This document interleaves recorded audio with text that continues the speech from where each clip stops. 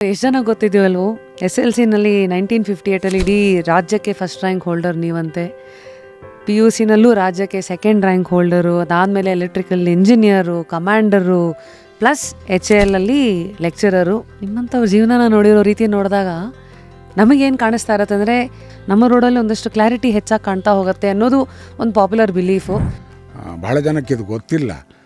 ನನ್ನ ಇಡೀ ಇದನ್ನು ನೋಡಿದರೆ ಟೆಲಿವಿಷನ್ನಲ್ಲಿ ನಾನು ಮಾಡಿರೋ ಅಷ್ಟು ಕೆಲಸ ಸಿನಿಮಾದಲ್ಲಿ ಅಷ್ಟಾಗಿ ಮಾಡಿಲ್ಲ. ಬಟ್ ಟೆಲಿವಿಷನ್ನಲ್ಲಿ ಒಂದು ಕಾಲಕ್ಕೆ ನನ್ನನ್ನು DD9 ಫಾದರ್ ಅಂತ ಇದನ್ನು ಮಾಡಿಬಿಟ್ಟಿದ್ರು. ಟೈಟಲ್ಲ ಯಾವ ಫಾದರ್ ರೋಲ್ ಇದ್ದರೂ ಟೆಲಿವಿಷನ್ನಲ್ಲಿ ನಾನು ಇರಲೇಬೇಕು.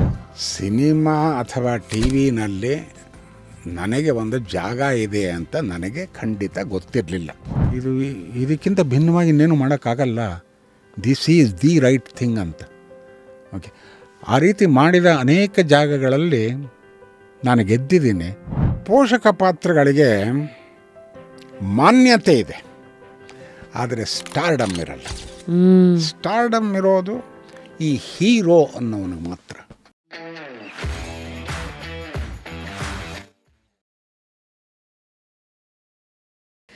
Today on just curious it is ನಮ್ಮ ಪ್ರೀತಿಯ ದತ್ತಣ್ಣ. ನಿಮ್ಮ ಬಗ್ಗೆ ನಾನು ಗೂಗಲ್ ಮಾಡಿದಾಗಲೇ ಗೊತ್ತಾಗಿದ್ದು ನೀವು ವ್ಯಕ್ತಿತ್ವದಲ್ಲಿ ಬಹಳ ದೊಡ್ಡ ವ್ಯಕ್ತಿ ಅಂತ ಗೊತ್ತು. ಆದರೆ ಹೆಸರಿನಲ್ಲೂ ಇಷ್ಟು ದೊಡ್ಡ ಹೆಸರ ಅಂತ ಅಂದರೆ ಹರಿಹರ ಗುಂಡೂರಾವ್ ದತ್ತಾತ್ರೇಯ ಅವರು ಉರುಫ್ ನಮ್ಮ ಪ್ರೀತಿಯ ದತ್ತಣ್ಣ. ಆಟ್ 82 ನಿಮ್ಮಂಥ ದೊಡ್ಡವರು, ದೊಡ್ಡ ವ್ಯಕ್ತಿತ್ವ, ಇಷ್ಟು ಜೀವನನ ಸಂಪೂರ್ಣವಾಗಿ ಪ್ರೀ ಇಂಡಿಪೆಂಡೆನ್ಸಿಂದ ಇಲ್ಲಿವರೆಗೂ ನೋಡಿರುವಂಥ ವ್ಯಕ್ತಿತ್ವ ನಮ್ಮ ಜಸ್ಟ್ ಕ್ಯೂರಿಯಸ್ಗೆ ಬಂದಿದ್ದಕ್ಕೆ ಭಾಳ ಧನ್ಯವಾದಗಳು ಸರ್. ಮೊದಲನೇದಾಗಿ ಹೇಗಿದ್ದೀರಿ? ಚೆನ್ನಾಗಿದ್ದೀನಿ.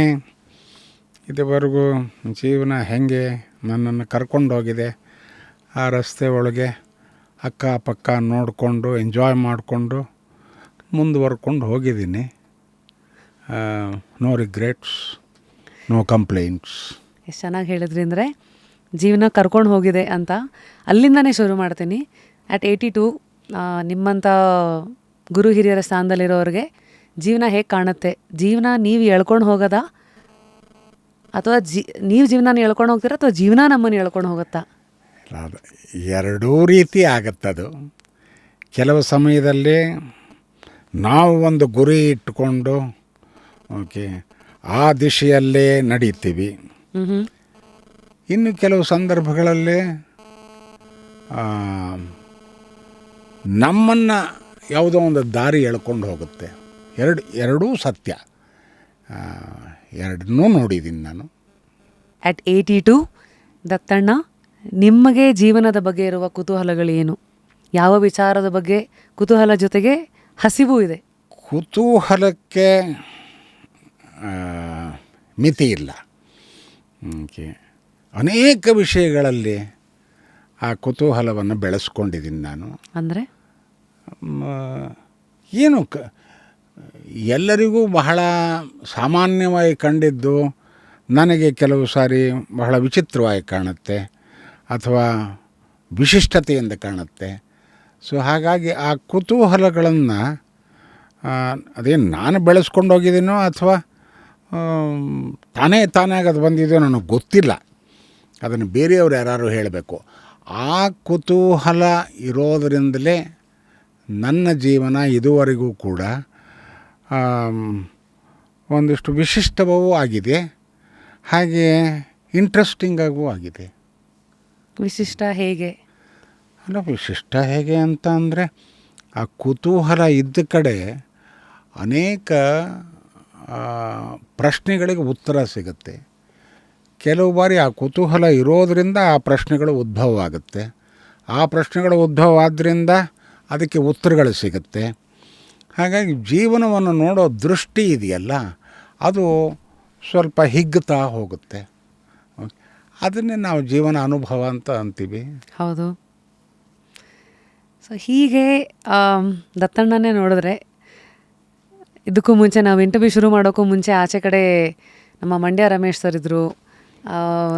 ಅವರಾಗಷ್ಟೇ ಮುಗಿಸಿ ಹೊರಡ್ತಾಯಿದ್ರು. ಒಂದಷ್ಟು ತಮಾಷೆ ಮಾಡಿದ್ರು, ದತ್ತಣ್ಣ ನೋಡಿ ಎಷ್ಟು ಬುದ್ಧಿವಂತರು, ಕೊನೆವರೆಗೂ ಮದುವೆ ಮಾಡ್ಕೊಳ್ಳೇ ಇಲ್ಲ ಅಂತ ಆಗಿದ್ದಾಗಿರಲಿ. ಅಥವಾ ಇನ್ನೊಂದೇನೋ, ನಾನು ನಿಮಗೆ ಮೊದಲನೇ ಸತಿ ಕಾರ್ಯಕ್ರಮಕ್ಕೆ ಕಾಲ್ ಮಾಡಿದಾಗ ಬನ್ನಿ ಸರ್ ಅಂತ, ಎಲ್ಲಿ ಗಾಡಿ ಕಳಿಸ್ಬೇಕು ಅಂತ ಕೇಳಿದಾಗಲೂ ನಾನು PG-ನಲ್ಲಿದ್ದೀನಮ್ಮ ಅಂತಂದ್ರಿ. ಕೆಲವು ವಿಚಾರಗಳನ್ನು ನೀವು ಹೇಳದೇ ಹೇಳ್ತಾ ಇದ್ದೀರಾ. ಅದು ನಿಮ್ಮ ಆಯ್ಕೆ ಆದ್ರೂ ಪ್ರತಿಯೊಂದು ಆಯ್ಕೆ ಹಿಂದೆನೂ ಕೆಲವು ಸತಿ ನೀವು ಒಬ್ಬಂಟಿಯಾಗಿ ನಿಂತಿರಬಹುದು, ಅದು ನಿಮ್ಮ ದೃಢ ನಿಲುವಾಗಿರ್ಬೋದು. ಈ ತರಹದ ಲೆಕ್ಕಾಚಾರಗಳು ಶುರುವಾಗಿದ್ದು ಎಲ್ಲಿಂದ ಅಂತ ನಮಗೊಂದು ಕುತೂಹಲ. ಇಲ್ಲ, ಅದು ಮೊದಲಿನಿಂದ ಬಂದಿರೋದು. ಯಾಕೆಂದರೆ ನಾನು 16ನೇ ವರ್ಷಕ್ಕೇ ಚಿತ್ರದುರ್ಗದಲ್ಲಿ ಪ್ರೀ ಯೂನಿವರ್ಸಿಟಿ ಮುಗಿಸಿದ ಮೇಲೆ ಎಂಜಿನಿಯರಿಂಗ್ ಕಾಲೇಜ್ಗೆ ಅಂತ ಬೆಂಗಳೂರಿಗೆ ಬಂದೆ. ಸೊ ಮನೆಯಿಂದ ದೂರವಾಗಿ ಯಾವುದೋ ಒಂದು ಹೊಸ ನಗರದಲ್ಲಿ ಹಾಸ್ಟೆಲ್ ಲೈಫ್ ಶುರುವಾಯಿತು. ಅದು ಫಾರ್ಮೇಟಿವ್ ಇಯರ್ಸ್. ಆ ಸಮಯದಲ್ಲಿ ನಮ್ಮ ಮನಸ್ಸಿನ ಮೇಲೆ ಅನೇಕ ವಿಷಯಗಳು ಗಾಢವಾದ ಪರಿಣಾಮವನ್ನು ಬೀರ್ತಾ ಇರುತ್ತೆ. ನಿಜ. ಹಾಗೆ ಹೊಸ ವಿಷಯಗಳು ನಮ್ಮನ್ನು ತಲುಪ್ತಾ ಇರುತ್ತೆ. ಓಕೆ, ಕುತೂಹಲಗಳು ಅಂತ ಹೇಳಿದ್ರಲ್ಲ, ಅವು ಬೆಳೆಯುತ್ತಾ ಇರುತ್ತವೆ. ಹಾಗೆ ಸೊ 16ನೇ ವರ್ಷದಿಂದ ಒಂದು ಮನೆಯಿಂದ ದೂರವಾದ ವಾತಾವರಣದಲ್ಲಿ ಬೆಳೀತಾ ಹೋದೆ. ಸಾಮಾನ್ಯವಾಗಿ ಅದು ಒಂದು ಕಾಲೇಜ್ ಲೈಫ್ ಮುಗಿದ ಮೇಲೆ 5 ವರ್ಷದಲ್ಲಿ ಓಕೆ, ಆಮೇಲೆ ಮತ್ತೆಲ್ಲೋ ಫ್ಯಾಮಿಲಿ ಜೊತೆಗೆ ಸೇರ್ಕೋತಾರೆ, ಇಲ್ಲಾಂದ್ರೆ ಹೊಸ ಒಂದು ಕುಟುಂಬವನ್ನು ಸೃಷ್ಟಿ ಮಾಡ್ತಾರೆ, ಫ್ಯಾಮಿಲಿ ಲೈಫಿಗೆ ಎಂಟರ್ ಆಗ್ತಾರೆ. ನನಗೆ ಹಾಗಾಗಲಿಲ್ಲ. ಈ 5 ವರ್ಷ ಮುಗೀತು ಎಂಜಿನಿಯರಿಂಗ್ ಕಾಲೇಜು, ಇಮಿಡಿಯೇಟಾಗಿ ಏರ್ಫೋರ್ಸ್ ಸೇರಿಕೊಂಡೆ. ಓಕೆ, ಅಲ್ಲಿ ಏರ್ಫೋರ್ಸ್ ಆಫೀಸರ್ಸ್ ಮೆಸ್ ಅಂತ, ಓಕೆ, ಬ್ಯಾಚುಲರ್ಸ್ಗೆಲ್ಲ ಅದು ಒಂದು ತಾಣ ನಮಗೆ. ಅಲ್ಲಿ ಸಕಲ ಸಮಸ್ತ ಇದು ಅನುಕೂಲಗಳು ಇರುತ್ತವೆ. ಅದು ಹಾಗೆ ಬೆಳ್ಕೊಂಡು ಹೋಗ್ತಾ 22 ವರ್ಷ ಆಗೋಯ್ತು. ಅದು ಹೇಗೆ ಹೋಯಿತು ಅಂತ ನನಗೆ ಗೊತ್ತೇ ಆಗಲಿಲ್ಲ. ಅದು ಮುಗೀತು ಅನ್ನೋ ಅಷ್ಟರೊಳಗೆ ನಾನು ಅಲ್ಲಿಂದ HALಗೆ ಬಂದೆ. ಹೌದು, HAL ಭಾಳ ಇಂಟ್ರೆಸ್ಟಿಂಗ್. HALಗೆ ಡೆಪ್ಯುಟೇಷನ್ ಬಂದಿದ್ದು ನಾನು. ಓಕೆ, ಆ ಇಂಟರ್ವ್ಯೂನಲ್ಲೇ ನಾನು ಹೇಳಿದ್ದೆ, ನೋಡಿ ಸ್ವಾಮಿ, ನನಗೆ ಬೆಂಗಳೂರು ಬರಬೇಕು ಅಂತ ಇಚ್ಛೆ ಇದೆ. ಯಾಕೆ ಅಂತ ಕೇಳಿ, ಇಲ್ಲ ನನಗೇನೋ ಒಂದಿಷ್ಟು ಈ ಸಾಂಸ್ಕೃತಿಕ ಚಟುವಟಿಕೆಗಳಲ್ಲಿ ತೊಡಗಿಸ್ಕೋಬೇಕು ಅನ್ನೋ ಇಚ್ಛೆ ಇದೆ. ಹಾಗಾಗಿ ನಾನು ಏರ್ಫೋರ್ಸನ್ನು ಬಿಟ್ಟು HALಗೆ ಬರೋದಕ್ಕೆ ಒಪ್ಕೊಂಡಿದ್ದೀನಿ. ಸರಿ, ಅದು ಸಾಧ್ಯವಿಲ್ಲ ಅನ್ನೋದಾದರೆ ಈಗಲೇ ಹೇಳಿಬಿಡಿ, ನಾನು ಇಲ್ಲಿಗೆ ಬರೋದೇ ಇಲ್ಲ. ಪಾಪ ಅವ್ರು ಹೇಳಿದ್ರು, ಇಲ್ಲ ನಮಗೆ ಒಂದು ಸ್ವಲ್ಪ ಬಹಳ ಮುಖ್ಯವಾಗಿ ಹೈದರಾಬಾದ್ನಲ್ಲಿ ಎಲೆಕ್ಟ್ರಾನಿಕ್ಸ್ ಇಂಜಿನಿಯರೇ ಮಾಡಬೇಕಾದ ಕೆಲವು ಕೆಲಸಗಳಿವೆ, ಉಳ್ಕೊಂಬಿಟ್ಟಿದೆ ಅದು. ನೀವು ಎಷ್ಟು ಬೇಗ ಅದನ್ನು ಮುಗಿಸ್ತೀಯೋ ಅಷ್ಟು ಬೇಗ ಅದನ್ನು ಮುಗಿದ ತಕ್ಷಣ ನಾವು ಬೆಂಗಳೂರು ಕಳಿಸ್ಕೋತೀವಿ ಅಂತ ಒಂದು ಆಶ್ವಾಸನೆ ಕೊಟ್ಟಿದ್ದರು. ಅದೇ ರೀತಿ ನಾನು ಬಹಳ ಬೆಂಗಳೂರಿಗೆ ಬರಬೇಕು ಅನ್ನೋ ಇದಿತ್ತಲ್ಲ, ಆಸೆ. ಹಾಗಾಗಿ 2.5 ವರ್ಷದಲ್ಲಿ ಹೈದರಾಬಾದ್ನಲ್ಲಿ ಅದು ಏನೇನು ಮಾಡಬೇಕಾಗಿತ್ತು, 20 ವರ್ಷದಿಂದ ಮಾಡದೆ ಬಿಟ್ಟುಬಿಟ್ಟಿದ್ದೆ ಕೆಲಸಗಳು, ಅವಿಷ್ಟನ್ನು ಎಲ್ಲ ಮುಗಿಸಿ ಅವ್ರ ಕೈಗೆ ಒಪ್ಪಿಸಿ, ಸ್ವಾಮಿ ಇವಾಗ ತಯಾರಿದ್ದೀರಾ ನೀವು, ನಿಮ್ಮ ಹಳೆ ಮಾತಿಗೆ ತಕ್ಕಂತೆ ಅಂತ ಪಾಪ ಕರೆಸ್ಕೊಂಡ್ರು. ಸರಿ, ಅಲ್ಲಿ ಹೈದರಾಬಾದ್ಗೆ ಹೋದಾಗ ಅಲ್ಲಿ ಅವರು ನನಗೆ ಇದು ಅಂತ, ನನ್ನ ವಾಸ್ತವ್ಯ ಎಲ್ಲಿ ಅಂತ ಕೇಳಿದೆ. ನಾನು ಕ್ವಾರ್ಟರ್ಸ್ ಕೊಟ್ಬಿಡ್ತೀವಪ್ಪ. ರೀ, ನನ್ನ ಜೀವನದಲ್ಲಿ ಕ್ವಾರ್ಟರ್ಸ್ ಅಂದ್ರೇನು ಅಂತ ನನಗೆ ಗೊತ್ತಿಲ್ಲ. ಓಕೆ, ಗ್ಯಾಸ್ ಅಂದ್ರೇನು ಗೊತ್ತಿಲ್ಲ, ಸ್ಟವ್ ಅಂದ್ರೇನು ಗೊತ್ತಿಲ್ಲ. ಅಲ್ಲಿ ನಾನು ಜೀವನ ಮಾಡೋಕ್ಕಾಗಲ್ಲ. ಮತ್ತು ಏನು ಮಾಡಬೇಕು ಅಂತ, ಇಲ್ಲ ನಾನು ಇದ್ದಿದ್ದು ಇಷ್ಟು ದಿವಸ ಏರ್ಫೋರ್ಸ್ ಆಫೀಸರ್ಸ್ ಮೆಸ್ನಲ್ಲಿ, ಅದಕ್ಕೆ ಈಕ್ವಿವೆಲೆಂಟಾಗಿ ನಿಮ್ಮಲ್ಲಿ ಒಂದು ಗೆಸ್ಟ್ ಹೌಸ್ ಇದೆ, ಆ ಗೆಸ್ಟ್ ಹೌಸ್ನಲ್ಲಿ ಒಂದು ರೂಮ್ ಕೊಡಿ ನನಗೆ, ನಾನು ಅಲ್ಲಿರ್ತೀನಿ. ಅದು ಬಿಟ್ಟು ಮನೆ ಮಠ ತೊಗೊಂಡು ಮತ್ತು ಹೊಸ ಸಂಸಾರ ಶುರು ಮಾಡೋದ್ರೆ ನನ್ನ ಕೈಲಾಗಲ್ಲ. ಪಾಪ ಅದನ್ನು ಮಾಡಿದ್ರು ಅದು. ಸೊ ಅಲ್ಲೂ ಕೂಡ 2.5 ವರ್ಷ HAL ಗೆಸ್ಟ್ ಹೌಸ್ನಲ್ಲೇ ಇದ್ದಿದ್ದು. ಆಮೇಲೆ ಇಲ್ಲಿಗೆ ಬಂದ ಮೇಲೆ ಇಲ್ಲಿ ನನ್ನ HAL ಸ್ಟಾಫ್ ಕಾಲೇಜ್ ಅಂತ, ಅದೊಂದು ರೆಸಿಡೆನ್ಷಿಯಲ್ ಕಾಲೇಜು. ಅಲ್ಲೊಂದು ಹಾಸ್ಟೆಲ್ ಇದೆ, ಒಂದು 120 ಜನ ಇರುವಂಥ ಹಾಸ್ಟೆಲ್ಲು. ಅಲ್ಲೂ ಹೇಳಿದೆ, ನೋಡಿ ನಾನು ಇಷ್ಟು ದಿವಸ ಇದರೊಳಗೆ ಇದ್ದಿದ್ದು ಗೆಸ್ಟ್ ಹೌಸ್ನಲ್ಲಿ, ಇಲ್ಲಿ ಒಂದು ಗೆಸ್ಟ್ ಹೌಸ್ ಇದೆ, ಬಟ್ ಅದು ದೂರ, ನಮ್ಮ ಕಬ್ಬನ್ ರೋಡ್ನಲ್ಲಿ ಇರೋದು. ಇಲ್ಲೇ ನಾನು ಕೆಲಸ ಮಾಡ್ತಿರೋ ಜಾಗದಲ್ಲಿ ಒಂದು ಹಾಸ್ಟೆಲ್ ಇದೆ ನಿಮ್ಮದು. ಆ ಹಾಸ್ಟೆಲ್ಗೆ ಒಬ್ಬ ಸೀನಿಯರ್ ಮ್ಯಾನ್ ವಾರ್ಡನ್ ಥರ ಇರ್ತೀನಿ ನಾನು. ನನಗೆ ಬೇಕಾಗಿರೋದು ಒಂದು ರೂಮ್ ಅಷ್ಟೇ ಅಂತ. ಹಾಂ ಅಂತ ಒಪ್ಕೊಂಡಿದ್ರು. ಅದು ಯಾಕೋ ಆಮೇಲೆ ಒಂದು 6 ತಿಂಗಳು ಇಲ್ಲ, ನಾನು 87 ಫೆಬ್ರವರಿನಲ್ಲಿ ಬಂದಿದ್ದು. ಸೆಪ್ಟೆಂಬರ್ ಅಕ್ಟೋಬರ್ ಹೊತ್ತಿಗೆ ಇಲ್ಲಪ್ಪ ಅದು the rules to not permit, okay ಬೇಕಾದ್ರೆ ನಿನಗೆ ಇನ್ನೊಂದು ಇಲ್ಲೇ ಎದುರುಗಡೆನೇ ಒಂದು ಕ್ವಾರ್ಟ್ರ್ ಕೊಟ್ಬಿಡ್ತೀವಿ, ಓಕೆ ಅಲ್ಲಿದ್ದು ಬಿಡು ಅಂತ. ಬೇಕಾದ್ರೆ ಬಿಟ್ಟು ಹೋಗ್ತೀನಿ, ಓಕೆ ಕ್ವಾರ್ಟರ್ಸ್ ಇರೋಕ್ಕಾಗಲ್ಲ. ಆಮೇಲೆ ಪಾಪ ಅವ್ರಿಗೆ ಹೇಳಿ, ಇಲ್ಲ ರೂಲ್ಸ್ ಪ್ರಕಾರ ಕಂಟಿನ್ಯೂಸ್ ಆಗಿ ಇಲ್ಲಿರೋಕ್ಕಾಗಲ್ಲ ಅಂತ. ನಿಮ್ಮ ಇಷ್ಟ. ಇಲ್ಲೊಬ್ಬ ಸೀನಿಯರ್ ಮ್ಯಾನ್ ಇಷ್ಟು ಜನ 120 ಹುಡುಗರನ್ನ ಹ್ಯಾಂಡಲ್ ಮಾಡ್ತಾರೆ, ನೋಡ್ಕೊಳ್ಳೋ ಅಂತ, ಅವ್ರ ಡಿಸಿಪ್ಲಿನ್ ಮೇಂಟೈನ್ ಮಾಡ್ಕೊಳ್ಳೋ ಅಂತ ಒಂದು ಅವಕಾಶ ನಾನು ನಿಮಗೆ ಕೊಟ್ಟೆ. ನೀವು ಅದನ್ನು ಉಪಯೋಗಿಸ್ಕೊಳ್ಳಿಲ್ಲ ಅಂತಂದರೆ ನಿಮ್ಮ ಮನೆ ಬರ ಅಂದ್ಕೊಂಡು ಆವಾಗ ನಾನೇ ನಮ್ಮ ಅಣ್ಣನ ಮನೆ ಮೇಲ್ಗಡೆ ಒಂದು ರೂಮ್ ಕಟ್ಟಿಸ್ಕೊಂಡೆ ನಾನು. 87ರ ವಿಜಯದಶಮಿ ದಿವಸ ಅಲ್ಲಿ ಹೋಗಿ ಶುರು ಮಾಡಿದೆ. 37 ವರ್ಷ ಅದೇ ಜಾಗದಲ್ಲಿದ್ದೆ. ಹೀಗಾಗಿ ನಾನು ಈ ನಮ್ಮ ಅಣ್ಣನ ಮನೆಗೆ ಬರೋವರೆಗೂ ಕೂಡ ಎಲ್ಲ ಇಂಡಿಪೆಂಡೆಂಟಾಗಿ 22 ಒಂದು ಸುಮಾರು 24 ವರ್ಷ ಪ್ಲಸ್ ನನ್ನ ಕಾಲೇಜ್ ಲೈಫ್ 5, ಸುಮಾರು 30 ವರ್ಷ ಇಂಡಿಪೆಂಡೆಂಟಾಗಿ, ಓಕೆ ಯಾವುದೇ ಕುಟುಂಬದ ಜೊತೆಯಲ್ಲಿ ಸಂಸಾರದ ಚಿಂತನೆಗೆ ಹೋಗಿಲ್ಲ, ಸಾಗರದಲ್ಲಿ ತೇಲಲಿಲ್ಲ, ಸಂಸಾರ ಸಾಗರದಲ್ಲಿ ಮುಳುಗಲೂ ಇಲ್ಲ, ದೂರ ನಿಂತ್ಕೊಂಡೆ. ಇದೆಲ್ಲ ಲೆಕ್ಕಾಚಾರಗಳು ನಿಮಗೆ ಆಯ್ಕೆ ಆಗಿದ್ದ ಅಥವಾ ಅನಿವಾರ್ಯವಾಗಿದ್ದ? ಇಲ್ಲ, ಇದು ಆಯ್ಕೆಯೂ ಅಲ್ಲ, ಅನಿವಾರ್ಯವೂ ಅಲ್ಲ, ಅದು ತನಗೆ ತಾನೇ ಆಗೋಗಿದ್ದು.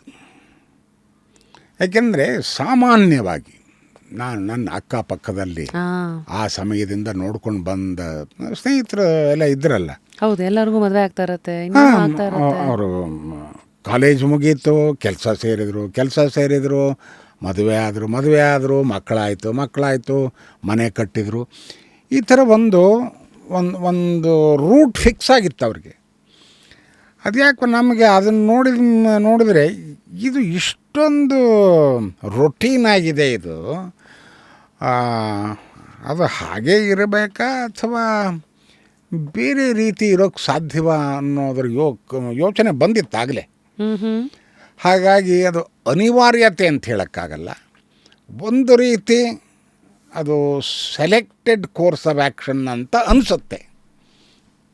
ಸೈಕಾಲಜಿ ಹೇಳೋ ಪ್ರಕಾರ ಸರ್, ಯೂಶಲಿ ಮನುಷ್ಯ 2 ಥರ ಬದುಕ್ತಾರಂತೆ. ಒಂದು ಸೆಟ್ಲರ್ಸ್ ಮನೋಭಾವ, ಇಡೀ ಸೊಸೈಟಿ ಫಂಕ್ಷನ್ ಆಗೋದೇ ಎಲ್ಲ ಸೆಟ್ಲ್ ಆಗ್ಬಿಡ್ಬೇಕು ಅಂತ ಒಂದಾದರೆ, ಇನ್ನೊಂದು ಕಡೆ ಒಂದಷ್ಟು ಮನುಷ್ಯರು ಎಕ್ಸ್ಪ್ಲೋರರ್ಸು, ಸೆಟ್ಲ್ ಆಗಲ್ಲ, ಎಕ್ಸ್ಪ್ಲೋರ್ ಮಾಡ್ತಾನೆ ಇರೋಣ ಅಂತ.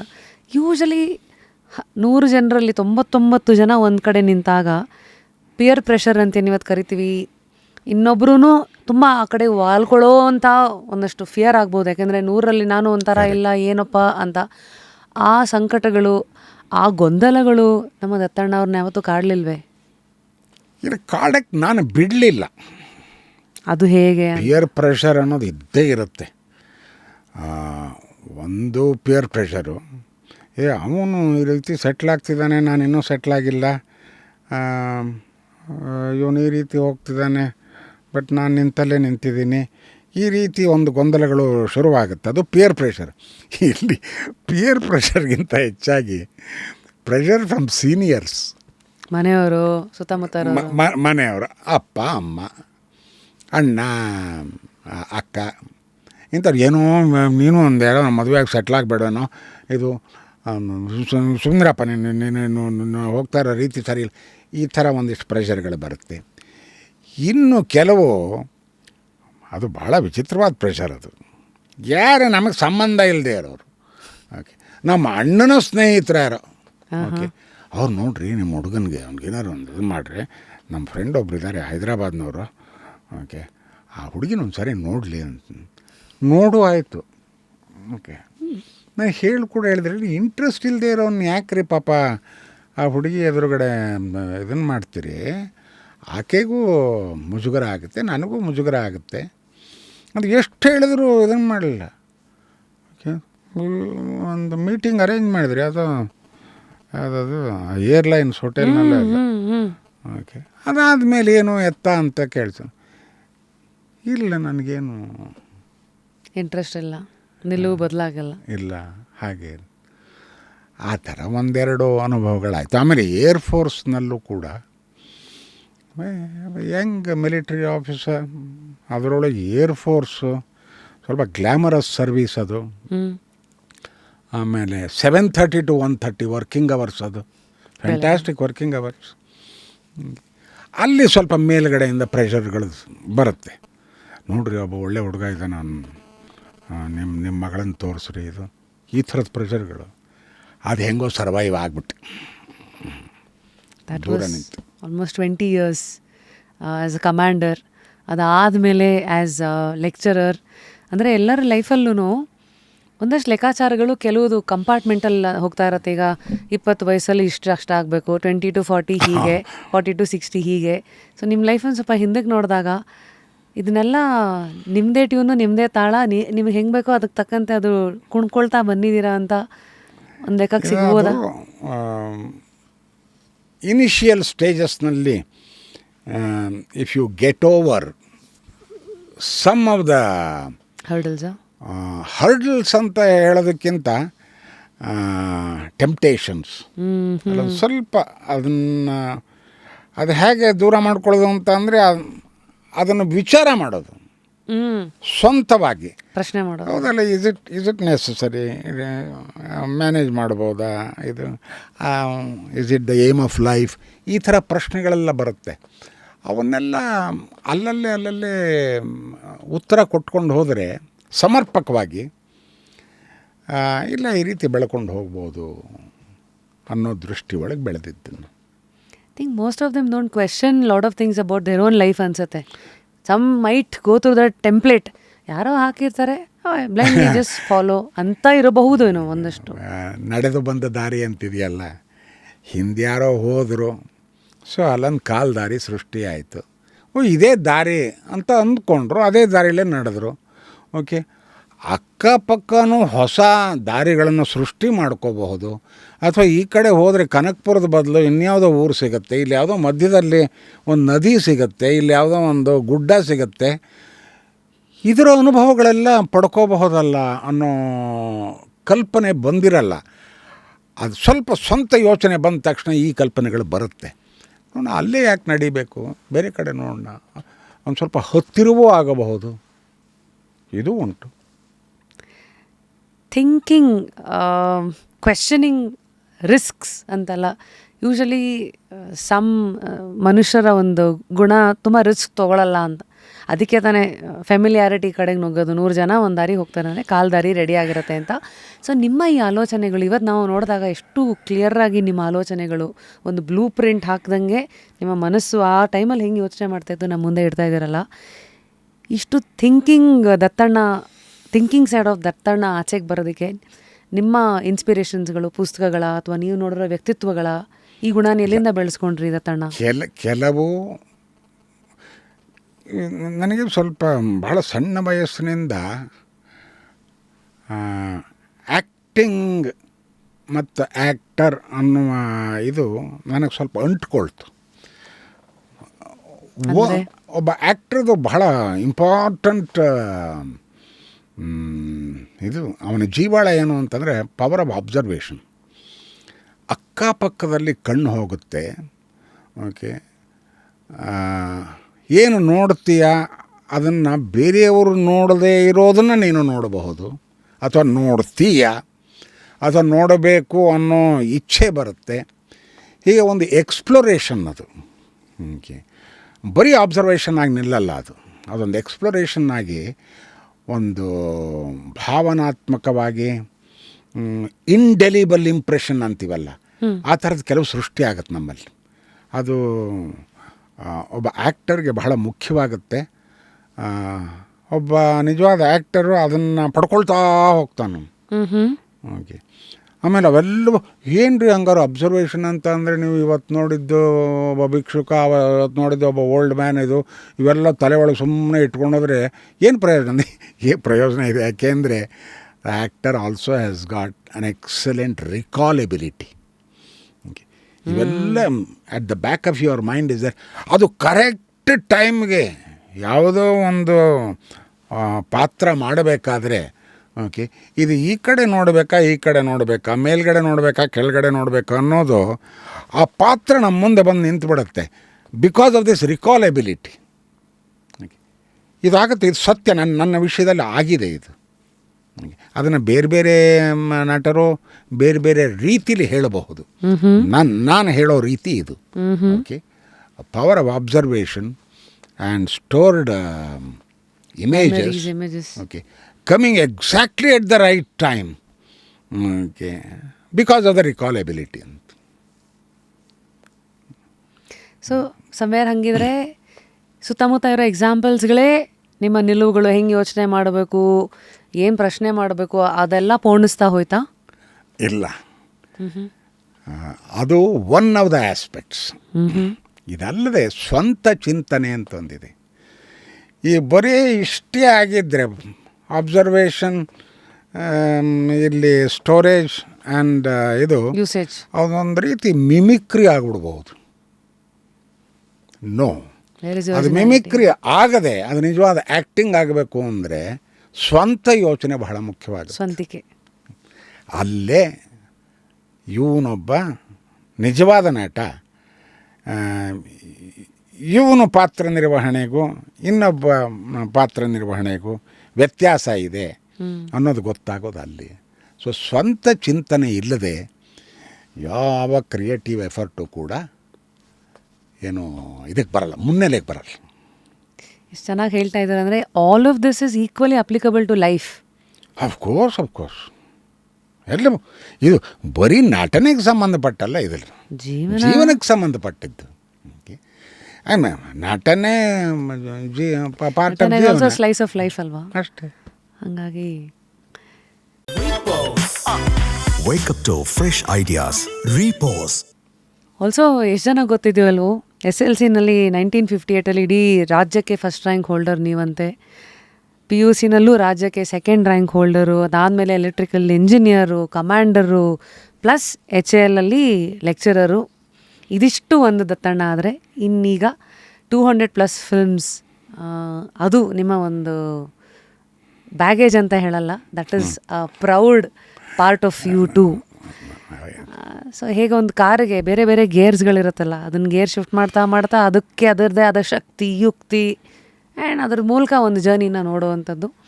ಸೊ ನಿಮ್ಮನ್ನು ನೀವು ಇವತ್ತು ಹಿಂದಕ್ಕೆ ತೊಗೊಂಡು ಹೋದರೆ ಆ ಟರ್ನಿಂಗ್ ಪಾಯಿಂಟ್ ಇದೆಯಲ್ಲ, ಅಫ್ಕೋರ್ಸ್ 1950s 60s ಎಂಜಿನಿಯರಿಂಗ್ ಅಂತೆಲ್ಲ UBC ಅಲ್ಲೆಲ್ಲ ನಿಮ್ಮದೆಲ್ಲ ಆದಮೇಲೆ ಈ ಇಂಡಸ್ಟ್ರಿ ಕಡೆಗೆ ಗಾಳಿ ಬೀಸಿದ್ದು, ಇದನ್ನು ಯಾವ ಪಾಯಿಂಟ್ ಅಂತ ನೋಡ್ತೀರಾ?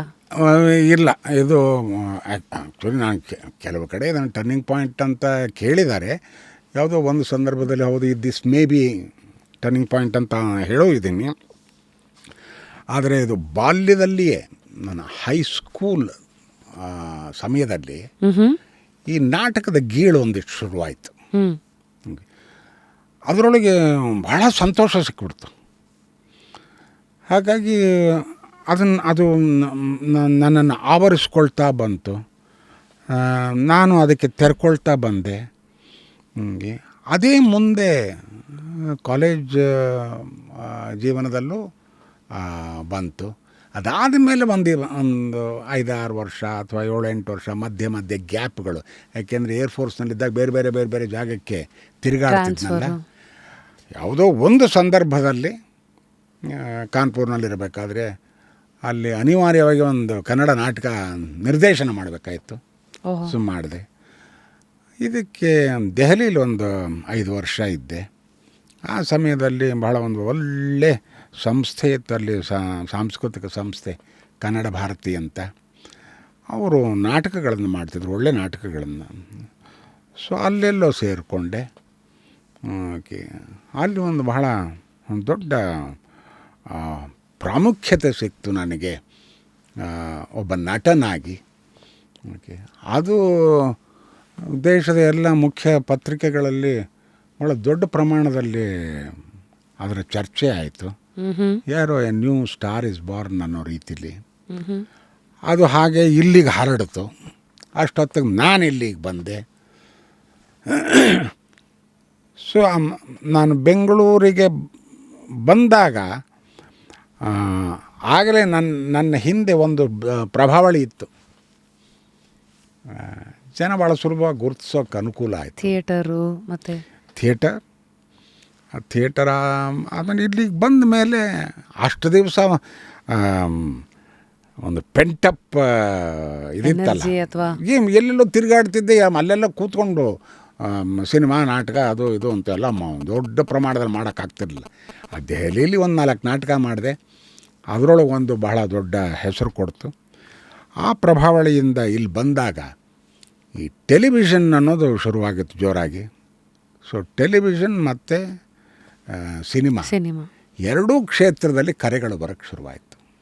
ಈ 1988 ಈ ಉದ್ಭವ ಅಂತ ಒಂದು ಹಿಂದಿ ಕರೆಕ್ಟ್, ಅದೇ ನನ್ನ ಮೊದಲ ಚಿತ್ರ. ಭಾಳ ಜನ ಅಂದ್ಕೊಂಡಿರೋದನ್ನು ನಾನು ಕನ್ನಡ ಸಿನಿಮಾ ಮೂಲಕ ಬಂದೆ ಅಂತ. ಇಲ್ಲ, TS ರಂಗ ಅನ್ನೋರು ಉದ್ಭವ್ ಅಂತ ಒಂದು ಹಿಂದಿ ಸಿನಿಮಾ ಮಾಡಿದರು, 1 ಅವರ್ ಫಿಲ್ಮ್ಸ್ ಡಿವಿಷನ್ಗೆ.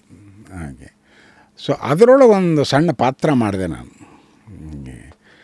ಸೊ ಅದ್ರ ಜೊತೆಗೆ ನಾಗಾಭರಣ ಅವರು ಆಸ್ಫೋಟ ಶುರುವಾಗಿದ್ದು ಅಲ್ಲಿಗೆ ಈ ಪಾತ್ರ ಮಾಡಿ ಅಂತ ಅವ್ರು ಕೊಟ್ಟರು. ಹಾಗೆ ಎರಡೂ ಒಟ್ಟಿಗೆ ನಡೀತು. ಅದಾದ ನಂತರ ಇಲ್ಲಿ ಬೆಂಗಳೂರು ಬೇಸ್ಡ್ ಹಿಂದಿ ಸಿನಿಮಾಗಳು ಹೆಚ್ಚಿಗೆ ಇರಲಿಲ್ಲ. ಅದಾದಮೇಲೆ ಒಂದು 10 ವರ್ಷ ಆದಮೇಲೆ ಇನ್ನೊಂದು ಸಿನಿಮಾ ಬಂತು, ದೂಸರಾ ಅಂತ. ಅದನ್ನು ಮಾಡಿದೆ. ಅದಾದ 10 ವರ್ಷ ಆದಮೇಲೆ ಈಗೊಂದು 3-4 ಅಥವಾ 5 ವರ್ಷದ ಹಿಂದೆ ಆ ಅಕ್ಷಯ್ ಕುಮಾರ್ ಜೊತೆಯಲ್ಲಿ ಒಂದು ಮಿಷನ್ ಮಂಗಲ್ ಅಂತ ಮಾಡಿದೆ. ರೈಟ್. ಸೊ ಹಾಗಾಗಿ 3 ಹಿಂದಿ ಸಿನಿಮಾ ಆಯಿತು. ಇದರ ಮಧ್ಯೆ ಒಂದು ಮಲಯಾಳಂ ಸಿನಿಮಾ ಆಯಿತು, ಒಂದು ತೆಲುಗು ಸಿನಿಮಾ ಆಯಿತು, ಒಂದು ತಮಿಳು ಸಿನಿಮಾ ಆಯಿತು. ಬಟ್ ಆದರೂ ಕೂಡ ನನ್ನ ಮನಸ್ಸು ಅಲ್ಲಿಗೆ ಎಳಿಲಿಲ್ಲ. ಅದ್ಯಾಕೆ ಅಂತ ಅಂದರೆ ನನಗೆ ಭಾಷೆ ಬಹಳ ಮುಖ್ಯ ಆಯಿತು. ಓಕೆ, ಭಾಷೆ ಗೊತ್ತಿಲ್ಲದೆ ನಾನು ನಟನೆ ಮಾಡ್ತೀನಿ ಅಂತ ಅಂದರೆ ಅದು ಆಗಲ್ಲ ಸರಿಯಾಗಿ ಅನ್ನೋ ಒಂದು ಮನೋಭಾವ ನನಗೆ. ಓಕೆ, ನನ್ನ ನಟನೆಗೂ ಮತ್ತು ನಾನು ಅದಕ್ಕೆ ಉಪಯೋಗಿಸ್ತಾ ಇರೋ ಭಾಷೆಗೂ ಬಹಳ ನಿಕಟವಾದ ಸಂಬಂಧ ಇದೆ. ಓಕೆ, ಒಂದನ್ನು ಬಿಟ್ಟು ಇನ್ನೊಂದು ಸರಿ ಹೋಗಲ್ಲ. ಓಕೆ, ಹಾಗಾಗಿ ಅನೇಕ ಕರೆಗಳು ಬಂತು. ರಾಜೀವ್ ಮೆನನ್ನಿಂದ ಒಂದು ತಮಿಳು ಮತ್ತು ಕನ್ನಡ ಭಾಷೆಯಲ್ಲಿ ಮಾಡ್ತಾರೆ. ನಾನು ಕನ್ನಡ ಭಾಷೆ ಮಾಡ್ತೀನಪ್ಪ, ತಮಿಳು ಭಾಷೆ ನನಗೆ ಗೊತ್ತಿಲ್ಲದಿರೋ ಭಾಷೆಯಲ್ಲಿ ಯಾಕೆ ನನ್ನ ಮೇಲೆ ಹೇರ್ತೀರಿ, ಬೇಡ ಅಂತ ಆ ಥರ ಬಿಟ್ಟಿದ್ದೀನಿ. ಕನ್ನಡ ಭಾಷೆಯಲ್ಲಿ ನನಗೆ ಬಹಳ ಹತ್ತಿರದ ಸಂಬಂಧ. ಅದು ಯಾತಕ್ಕೆ ಅಂತಲೂ ಹೇಳ್ಬಿಡ್ತೀನಿ. ಈ ಕನ್ನಡ ಭಾಷೆಯಲ್ಲಿ ಮಾಡಬೇಕಾದ್ರೆ ಇವಾಗ ಯಾವುದೋ ಒಂದು ಪದ ಮಿಸ್ ಆಯಿತು ಅಂತ ಇಟ್ಕೊಳ್ಳಿ, ನಿಮಗೆ ಬಂದ್ಬಿಡೋದು ಆಟೋಮ್ಯಾಟಿಕ್ಕಾಗಿ ಇನ್ನೊಂದು ಪದ ಕರೆಕ್ಟ್ ಪದ ಅದಕ್ಕೆ ಬರುತ್ತೆ. ಅದು ಬೇರೆ ಭಾಷೆನಲ್ಲಿ ಬರೋಕ್ಕೆ ಸಾಧ್ಯ ಇಲ್ಲ. ಬೇರೆ ಭಾಷೆನಲ್ಲಾದರೆ ಇದನ್ನು ಮಾಡ್ತಾ ತಲೆ ಅಲ್ಲಿ ಕೆಲಸ ಮಾಡ್ತಿರುತ್ತೆ. ಯೋಚನೆ ಹಿಂದಿ ಭಾಷೆ, ನಟನೆ ಇದು ಒಂದಕ್ಕೊಂದಕ್ಕೆ ಬಾಡಿ ಲ್ಯಾಂಗ್ವೇಜು, ಥಿಂಕಿಂಗ್ ಲ್ಯಾಂಗ್ವೇಜು ತೊಂದರೆ ಆಗುತ್ತೆ. ಇಲ್ಲ ಅಂತಂದರೆ ಒಂದು ಟೇಕ್ನಲ್ಲಿ ಮಾಡೋವಂಥ ಇದನ್ನು 10 ಟೇಕ್ ತೊಗೋತೀವಿ. ಮತ್ತು ಎಲ್ಲ ಆದಮೇಲೂ ಅದಕ್ಕೆ ಅವಶ್ಯಕತೆ ಇರಬೇಕು, ಇಲ್ಲ ಆಸೆ ಇರಬೇಕು. ಮೇ ಬಿ ಅದು ನಿಮ್ಮನ್ನು ಯಾವತ್ತೂ ಅದು ದೂಡಿಲ್ವಾ ಅಂತ. ಯೂಶಲಿ ಒಬ್ಬ ನಟನ ಜರ್ನಿನಲ್ಲಿ ದತ್ತಣ್ಣ ಹಸಿವು ಅನ್ನೋದಿರುತ್ತೆ, ನಾನು ಎಲ್ಲ ಭಾಷೆಗಳಲ್ಲೂ ಮಿಂಚಿಬಿಡ್ಬೇಕೇನೋ, ಅದು ನನ್ನ may be is that an indication of growth ಅಂತ ಇರಬಹುದು. ನಿಮ್ಮ ಲೆಕ್ಕಾಚಾರಗಳು ಹೇಗಿತ್ತು ಅವಾಗ? ಇದೆ, ಭಾಳ ಜನರು ಇದನ್ನು ಮಾಡ್ತಾರೆ, ರೀ ತಮಿಳಿಗೆ ಹೋಗಲಿಲ್ಲ ನೀವು, ತೆಲುಗು ಹೋಗಲಿಲ್ಲ ಅಂತ ಕೇಳ್ತಾರೆ. ನನಗೆ ಅನ್ನಿಸ್ಲಿಲ್ಲ ಅದು. ನನಗೆ ಇಲ್ಲೇ ಇಷ್ಟೊಂದು ಕೆಲಸ ಇದೆ. ಆಮೇಲೆ ಒಬ್ಬ ನಟನಾಗಿ ಬೇರೆ ಬೇರೆ ಪ್ರಯೋಗಗಳನ್ನು ಮಾಡಬೇಕು ಅಂತಂದರೆ ನನ್ನ ಭಾಷೆಯಲ್ಲಿ ಮಾಡೋಷ್ಟು ಸುಲಭವಾಗಿ ಬೇರೆ ಕಡೆ ಮಾಡೋಕ್ಕಾಗಲ್ಲ. ಹೌದು. ಅದನ್ನು ಮಾಡೋಣ ಅನ್ನೋ ಒಂದು ಇದು. ಆ ಥರ ನೋಡಿದ್ರೆ ಒಂದು ಇಂಗ್ಲೀಷ್ನಲ್ಲೂ ಮಾಡಿದೆ ನಾನು, ಅರೇಂಜ್ಡ್ ಮ್ಯಾರೇಜ್ ಅಂತ ಒಂದು BBC ಪ್ರೊಡಕ್ಷನ್. ಅದಕ್ಕೆ ಯಾವುದೋ ಒಂದಿಷ್ಟು ಅವಾರ್ಡ್ಗಳು ಬಂತು. ಬಟ್ ಅದನ್ನು ಇದು ಅದರ ಬಾಲ ಹಿಡ್ಕೊಂಡು ಹೋಗಲಿಲ್ಲ. ನಿಮ್ಮಂಥವ್ರ ಜೀವನನ ನೋಡಿರೋ ರೀತಿ ನೋಡಿದಾಗ ನಮಗೇನು ಕಾಣಿಸ್ತಾ ಇರತ್ತೆ ಅಂದರೆ, ಏನು ಮಾಡಬೇಕುಗಿಂತ ಹೆಚ್ಚಾಗಿ ಏನು ಮಾಡಬಾರ್ದು, ಯಾವುದು ನನ್ನದಲ್ಲ ಅನ್ನೋದನ್ನ ಸೈಡ್ಗೆ ಹಾಕ್ತಾ ಹೋದಷ್ಟು ನಮ್ಮ ರೋಡಲ್ಲಿ ಒಂದಷ್ಟು ಕ್ಲಾರಿಟಿ ಹೆಚ್ಚಾಗಿ ಕಾಣ್ತಾ ಹೋಗುತ್ತೆ ಅನ್ನೋದು ಒಂದು ಪಾಪ್ಯುಲರ್ ಬಿಲೀಫು. ಅದನ್ನೇ ನಾವು ಫೋಕಸ್ಡ್ ಅಟೆನ್ಷನ್ ಅಂತೀವಲ್ಲ. ಹ್ಞೂ ಒಂದು ಗುರಿ, ಆ ಗುರಿಗೆ ಸಂಬಂಧಪಟ್ಟ ಒಂದು ದಾರಿ, ಆ ದಾರಿಯಲ್ಲಿ ಹೇಗೆ ಅದನ್ನು ನೆಗೋಸಿಯೇಟ್ ಮಾಡ್ಕೊಂಡು ಮುಂದೆ ಹೋಗಬೇಕು, ಅದು ಮುಖ್ಯವಾಗುತ್ತೆ ನಮಗೆ. ಅದರ ಬಗ್ಗೆನೇ ಚಿಂತನೆ, ಅದು ಯೋಚನೆ ಅನ್ನಲ್ಲ, ಅದಕ್ಕೆ ಚಿಂತನೆ ಅಂತೀನಿ ನಾನು. ಚಿಂತನೆ ಅನ್ನೋದು ಯೋಚನೆಗಿಂತ ದೊಡ್ಡ ಪದ. ಅದನ್ನು ಮಾಡ್ತಾ ಮಾಡ್ತಾ ನೀವು ಹೇಗೆ ನಿಮ್ಮ ಜೀವನವನ್ನು ಅದಕ್ಕೆ ಅಳವಡಿಸ್ತೀರಿ, ಅದು ಬಹಳ ಮುಖ್ಯವಾಗುತ್ತೆ. 80sಲ್ಲಿ ನೀವು ನೋಡಿದ ಚಿತ್ರರಂಗ ಹೆಂಗಿತ್ತು ದತ್ತಣ್ಣ? ಅಂದರೆ ಆ ಸ್ಫೋಟ ಸಮಯದಲ್ಲಿ 86 ಅದಕ್ಕೇ ರಾಜ್ಯ ಪ್ರಶಸ್ತಿ ಕೂಡ ಬರುತ್ತೆ ನಿಮಗೆ, ಉತ್ತಮ ಪೋಷಕ ನಟ ಅಂತ. ಕೆಲವು ಶುರುವುಗಳೇ ಈ ರೀತಿಯಾಗಿ ಒಂದಷ್ಟು ಸಕ್ಸಸ್ ಅಂತ ಏನು ಇವತ್ತಿನ ಪ್ರಪಂಚ ನೋಡುತ್ತೆ, ಅವಾರ್ಡ್ಸ್ ಆಗಿರಲಿ, ಹೆಸರು, ದುಡ್ಡು ಅಂತೆಲ್ಲ, ಈ ತರಹದ ಶುರುವುಗಳು ನಿಮ್ಮಲ್ಲಿ ಏನನ್ನ ಹಾಕ್ತಾ ಹೋಯಿತು, ಅಥವಾ ನಿಮಗೆ ನೀವೇನು ಹೇಳ್ಕೊತಾ ಹೋಗ್ತಾ ಇದ್ರಿ? ಈಗ ಅದು ಆ ಸ್ಫೋಟಕ್ಕೆ ನನಗೆ ಆ ರಾಜ್ಯ ಪ್ರಶಸ್ತಿ ಬಂದಾಗ ರಾಜ್ಯ ಪ್ರಶಸ್ತಿ ಅಂದ್ರೆ ಏನು ಅಂತ ಗೊತ್ತಿರಲಿಲ್ಲ. ಆಮೇಲೆ ಸಿನಿಮಾದಲ್ಲಿ ಪಾರ್ಟ್ ಮಾಡಿದರೆ ಅದಕ್ಕೇನೋ ಪ್ರಶಸ್ತಿ ಕೊಡ್ತಾರೆ ಅನ್ನೋದು ಅಷ್ಟಾಗಿ ಇದೆ. ಆಮೇಲೆ ಇದರಲ್ಲಿ ನಾನು ಮಾಡಿದ ಪಾತ್ರಕ್ಕೆ ಒಂದು ಪ್ರಶಸ್ತಿ ಸಿಗುತ್ತೆ ಅನ್ನೋ ಕಲ್ಪನೆ ಕೂಡ ಇರಲಿಲ್ಲ. ಅದು ದಟ್ ವಾಸ್ ಅನಿರೀಕ್ಷಿತವಾಗಿ ನನ್ನ ಕಣ್ಣು ಮುಂದೆ ಬಂದು ನಿಂತಿದ್ದದು.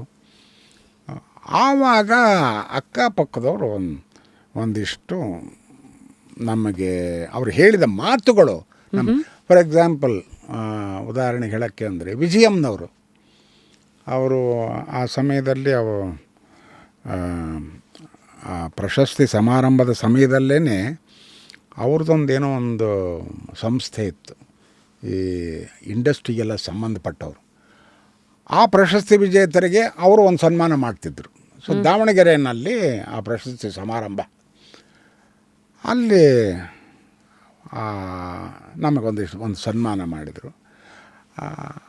ಆವಾಗ ವಿಜಯಮ್ನವರು ಬಾಯಿ ಬಿಟ್ಟು ಹೇಳಿದ್ರು, ಆಮೇಲೆ ಬರವಣಿಗೆಯಲ್ಲಿದ್ದರು, ಇಲ್ಲೊಬ್ಬ ಹೊಸ ನಟ ಇದ್ದಾನೆ, ಇವನು ಯಾವುದೋ ಒಂದು ಬೇರೆ ರೀತಿಯಲ್ಲಿ ನಟನೆಯನ್ನು ಪ್ರತಿಪಾದಿಸ್ತಿದ್ದಾನೆ ಅನ್ನೋ ರೀತಿಯಲ್ಲಿ. ಅದು ಮೊನ್ನೆ ಕೂಡ ಯಾವಾಗಲೂ ಜ್ಞಾಪಿಸ್ಕೊಂಡ್ರು ಅವರು, ನಾನು ಹೇಳಿದ್ದು ಸರಿಯಾಗಿತ್ತು ಅಂತ. ಹಾಗಾಗಿ ಅದೊಂದಿಷ್ಟು ನಮಗೆ ಕಾನ್ಫಿಡೆನ್ಸ್ ಕೊಡ್ತು.